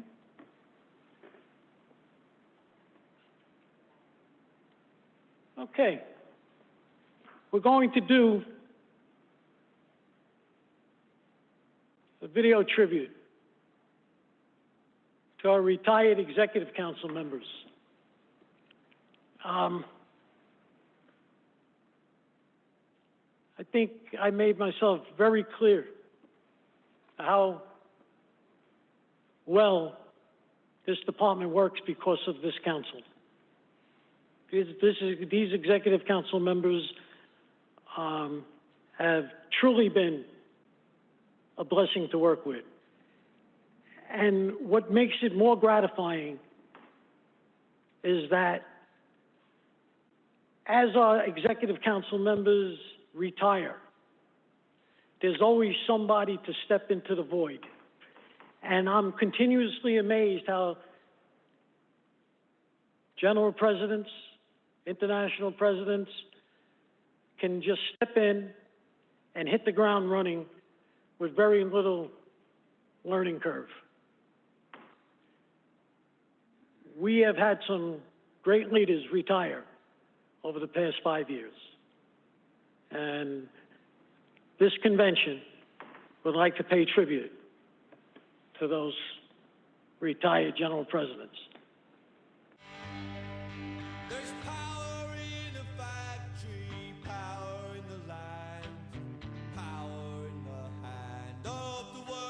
I started in the trade over 35 years ago as an apprentice, and as doors of opportunity opened for me, I was able to walk through and able to perform, and next thing you know, I'm General President of the International Union, and it's all because I received opportunities.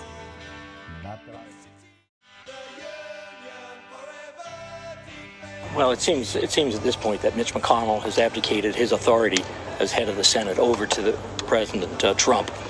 And unfortunately, Trump is unreliable, but worse yet, he's unpredictable. mistake. This is political. Let's put 800,000 locked down federal workers back to work.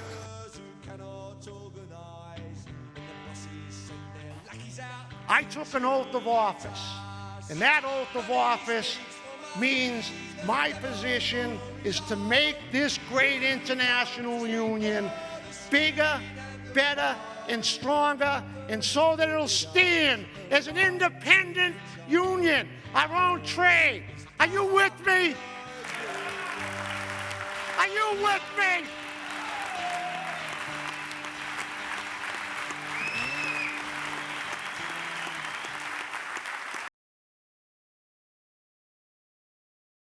Thank you.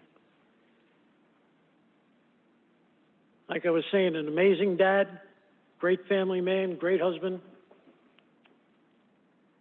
star athlete. I like to think an above average money manager, all around good guy. Friend of the affiliates of the metal trades, Hall of Fame, College Hall of Fame quarterback, Heisman Trophy winner, NFL quarterback, national champion, Gino Torretta. Greetings, everyone. My name is Gino Torretta, former University of Miami quarterback, two-time national champion, 1992 Heisman Trophy winner, one of the most decorated college football players in the history of the game. When I was at the University of Miami, we were 55-5 as a team.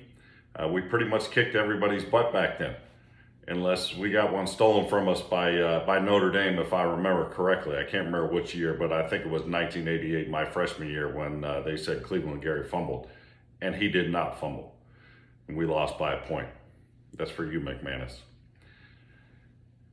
Anyway, now my squad's just hoping to break 500, and we're not doing very well right now. I'm also a proud member of the Screen Actors Guild, have some childhood credits to my name, some commercials, and some movies. Clint Eastwood co-starred with me in a movie, The Enforcer, back in the mid-70s. I'm sure that's what he remembers correctly, just like I do, that he was my co-star. I'm also a member of the NFL Players Association, so a long history with the being a member of the unions and their benefits to us all. My mother-in-law in 1966 helped form one of the first nurses unions in Youngstown, Ohio, when they gave some of the nurses a 10-cent an hour raise, and they fought for overtime pay. They fought for shorter shifts because the emergency rooms and the patients weren't safe based on the number of hours that the hospitals were making the nurses work. My wife's granddad, John Foseska, was a member of the Campbell Boiler and Weld.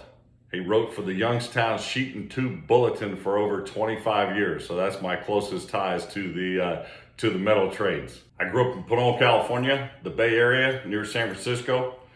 I stood on a milk crate bagging groceries as a kid. Learned how to cut meat in the butcher shop at my parents' grocery store. I had 3 older brothers. They all played sports. I played sports. Broke a couple arms in my short, brief skateboarding career, but that sent me back to baseball, basketball, and football. Coach Jimmy Johnson recruited me, challenged me, and gave me an opportunity to play in such an outstanding program. I was a 6'1", 172-pound, 17-year-old kid that didn't know if I was gonna grow more or fill out more, but I knew at 170 pounds, I wasn't gonna probably be very successful in that program. Fortunately, I was able to put on some weight and all those things, so it worked out well. Coach Dennis Erickson then came in and coached me, challenged me, instilled a belief that we were gonna win every game. And I think I look back at those times and the confidence we had as a team, we had as coaches, we had as a group, were really the difference of why we won almost every game that we played in. You know, those victories were awful sweet, but what I remember most about my time back at Miami was that process of coming together as a team, working together, celebrating together. Really, we knew we couldn't do it without each other. And that's what I remember. And that's what you're doing here. You know, you're bringing members together for a better life, better working conditions, better pay, a pension, all the things that the unions do to help and support our middle class and the people of our country. Don't ever forget that. You know, I used to tell my teammates when I was in the NFL, if they ever questioned being in a union, you know, I used to say, well, our union doesn't negotiate Dan Marino's contract. Our union doesn't negotiate Troy Aikman's contract. You know, our union negotiates the minimum benefits that the owners of these 32 teams now have to pay us to work for. And do you really think there would be a minimum pay if there wasn't a union, if guys didn't fight, if guys didn't strike, if guys didn't stand up for us back then, and the multiple strikes that the NFL's had over the course of its existence? Without those previous players and workers and members of the union fighting for us, we wouldn't have the benefits. We wouldn't have a pension. I read the history of the metal trades, founded in 1908. And I know it's surprising, but Jimmy Hart was not there at the founding, but I believe he did join soon thereafter. Your history reads much like our times today. You know, workers were tired of corporate dominance over our government. Workers sought strength in numbers, and then they formed unions. And just think, that was when the pay gap between the workers and the CEO wasn't near what it is today. You know, and now that corporate domination comes in the form of political contributions and their influence on our elected officials. Hopefully President Biden and Marty Walsh can really accomplish protecting workers and do what the federal government should have done 100 years ago and protect the rights of Americans and ensure every worker is free to seek strength in numbers. Union members are the backbone of our country. They fought for each other, for us, for better pay, for benefits, for a pension. The education boom in our country is on the backs of unions. Our parents, our grandparents, our great-grandparents fought for benefits, fought for better wages. They were able to save a little bit of money. They were able to even work and go to college and get a degree or an associate's degree at the same time, whereas today, you can't do that. Now with the assault on our unions, membership has declined and company leaders are taking more and more. We read about it every day in the newspaper, see it on the news. We need to re-strengthen all of our unions, make them stronger, support our middle class. Now in my role as Senior Vice President of Gamco Asset Management, we are mindful of this as we manage investments for Taft-Hartley funds all across the country. When we decide what companies to invest in, when the companies put an importance on treating their employees right, it benefits us all. Shareholders, workers, management, society, all of us. In closing, as long as your team isn't Notre Dame, Alabama, or Florida State, I want to wish your college team the best of luck the rest of the season. If you root for an NFL team, I hope they have success this season. If you root for a New York NFL team, you might want to take the year off of cheering and maybe cheer for another team. I wish Jimmy Hart and the rest of the Executive Council luck in their bid for re-election. I see that there are 11 vice presidents under President Hart. I wore number 13. Maybe we can get a write-in candidate for the 13th vice president of the Metal Trades Council, one Gino Toretta. Thank you. Thank you, Gino. Thank you, Gino.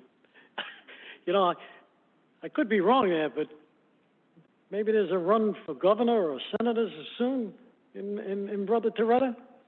Okay, you know, for every selfish athlete, there's 100 Gino Torettas out there that appreciate what the union does for them. So, thank you, Gino. Thank you very much. Okay.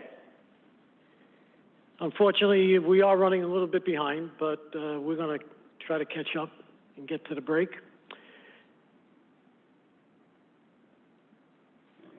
We have many rewarding partnerships in the metal trades.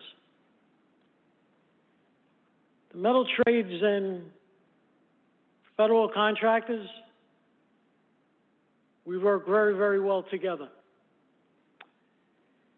We bring jobs in on time. We're high-quality employees.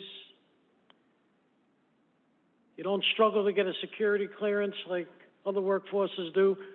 Our people walk the walk, talk the talk, and they live an exemplary life, all in the name of our country and honor of our country.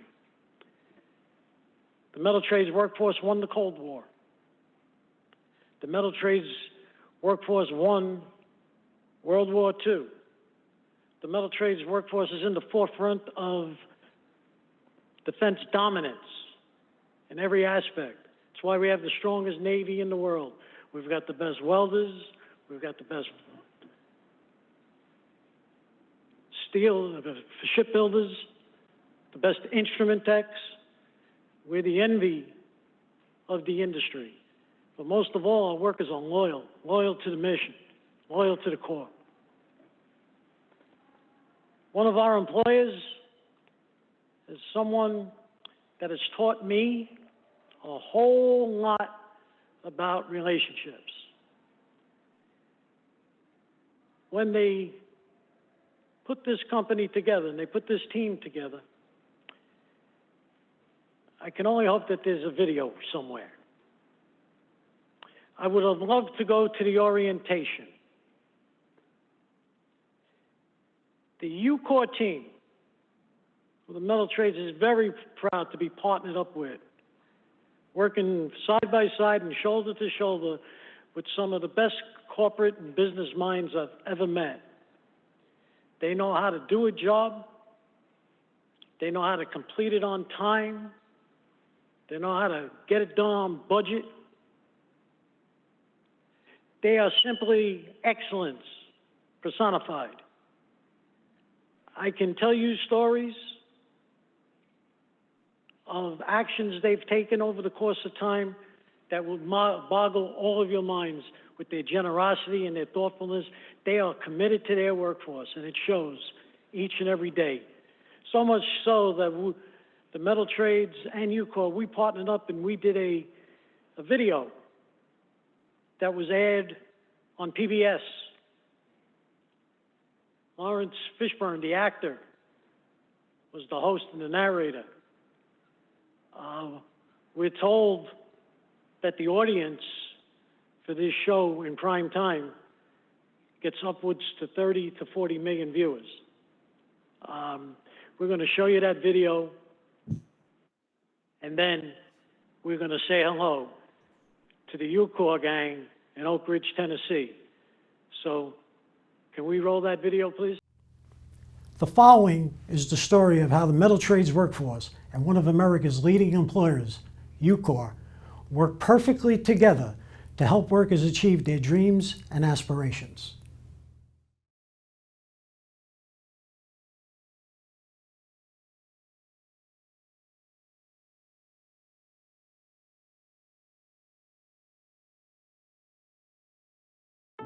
It's been said time and time again, you need a 4-year college degree to advance in life. But this push towards academia has caused an unforeseen gap between new talent and the labor industry. Trained labor keeps society going, but a shortage threatens our progress. I'm a safety advocate for UCOR, and I'm a Chief Certain Business Agent for our local 715C. The safety advocate's job is to take care of issues that come up in the field. I actually address them with upper management and go through and make sure we get resolved in a timely manner, and if it's something immediately, we take care of it right then. 2015, I started my career. I've got one of the best jobs here. We've been awarded it twice for exemplary success in keeping up our safety. The American economy has changed, and with it, its skill set has changed. In the metal trades, welding is at a premium. American infrastructure has been sadly neglected. For many years, we did not train heavy wall welders. Today, that's a bill that's coming due. Having a good work ethic, wanting to succeed, wanting to be better, is the recipe for success in the metal trades.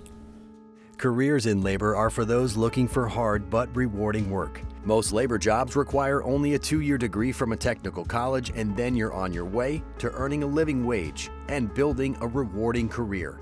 The Atomic Trades and Labor Council has been in existence since the 40s, after the facilities were built here in the Oak Ridge area. Early on, when UCOR came to town, we partnered with the contractor and the local DOE, and managers come together to form a team, to work compliant, to work safely, and it's just been a great success in accomplishing what we've needed to do here in the reservation. The fundamental thing that with regard to labor is always keeping the perspective that they're the ones who do the work each and every day. Labor faces and does the work each and every day. They deliver the productivity of the company. They deliver ultimately the cleanup of whatever location that we've been chartered to do the environmental remediation and restoration for. A big part of our success with labor management is our executive team's philosophy of shared governance, right? And what I mean by that is our company and our management style is we include everybody, including the unions. We pull them in as a partner. We treat them as equal partners in our work. They have say on the front end of our jobs, they have say during the jobs, and they have a say at the end of the job to help us succeed, right, and do the work better and safer all the time. There is a lack of fresh, diverse talent in the labor industry, especially in nuclear. UCOR partners with local colleges and universities, such as Roane State Community College, to develop the next generation of workers. The partnership with UCOR and Roane State, it just gave me an opportunity to go to school and learn about chemical engineering technology. The hands-on experience that you get working in the field and actually getting to follow other chemical operator journeymen, that experience is invaluable compared to in-class stuff. This opportunity really changed my life, honestly. UCOR has a simple recipe for success. They pick up the phone. That's all they do. They communicate. They articulate what's important to them, and they look to their labor partners to help them achieve their goals and their visions. With work with the U.S. Department of Energy as well as UCOR parent companies, Amentum and Jacobs, job security is strong. UCOR invests time and care into its workforce and is looking to broaden opportunities for diverse and underserved populations who could also benefit from a stable career in labor. When it comes to labor, one of the fundamental aspects, which is really foundational to their principle and value system, is trust. And you want trust amongst partners. And you want that same trust between labor and management to have an effective labor management system, which for us is shared governance. So what's in the future is now taking what has worked so successfully, we refer to as the west side of the Oak Ridge Reservation, which was the former East Tennessee Technology Park, and bring that to the east in partnership with labor again. And I know we all together look forward to cleaning up those locations just like we did at the East Tennessee Technology Park. The metal trades, UCOR, perfect together. making the world a better place.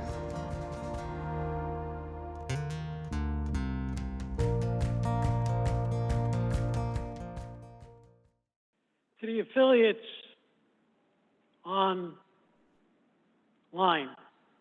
I want you to know that the workers that you represent in the metal trades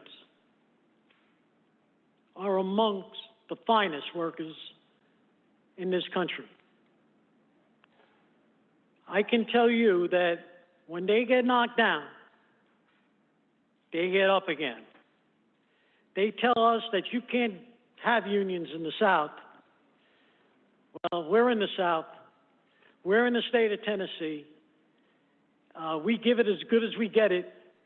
We've created and we've maintained over the course of many years some of the best paying jobs in the country with benefits and conditions that are unattainable, they tell me, in this country anymore. The reason why we do that is because we have skilled labor and we've got amazing contractor partners. Yes, we get knocked down, but we get up again. And when we get up, it's arm in arm with contractors like UCOR. And I'd just like to reach out and say hello to my friend Ken Rutter, who I commiserate with every Sunday. He's a Browns fan and I'm a Jets fan. And we tend to commiserate at about 5 a.m. in the morning. You know, he pushes me. I'm afraid to push him. I don't want him to change his mind about unions. But the truth of the matter is that this man leads an amazing team, a responsive team, and I couldn't be prouder. And I know our affiliates couldn't be prouder to work side by side, hand in hand, partners with UCOR. So can we get out there and talk to the UCOR gang and our people from Oak Ridge, the Atomic Metal Trades Council? Hey, Jimmy, can you hear us? Yeah, I hear you. Great to Thanks, see you. I appreciate it.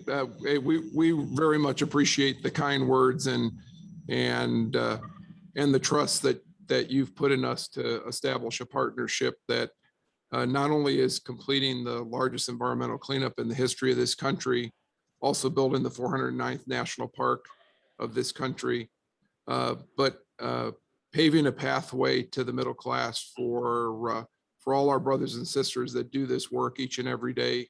I always feel a warmth when I watch Levi talk that you all saw on the video with regard to the opportunities that have been brought to him from an underserved and disadvantaged community that he resides in to ultimately now be here in a journeyman status as a chemical operator as part of our team. And he represents hundreds of others together. Jimmy knows the story.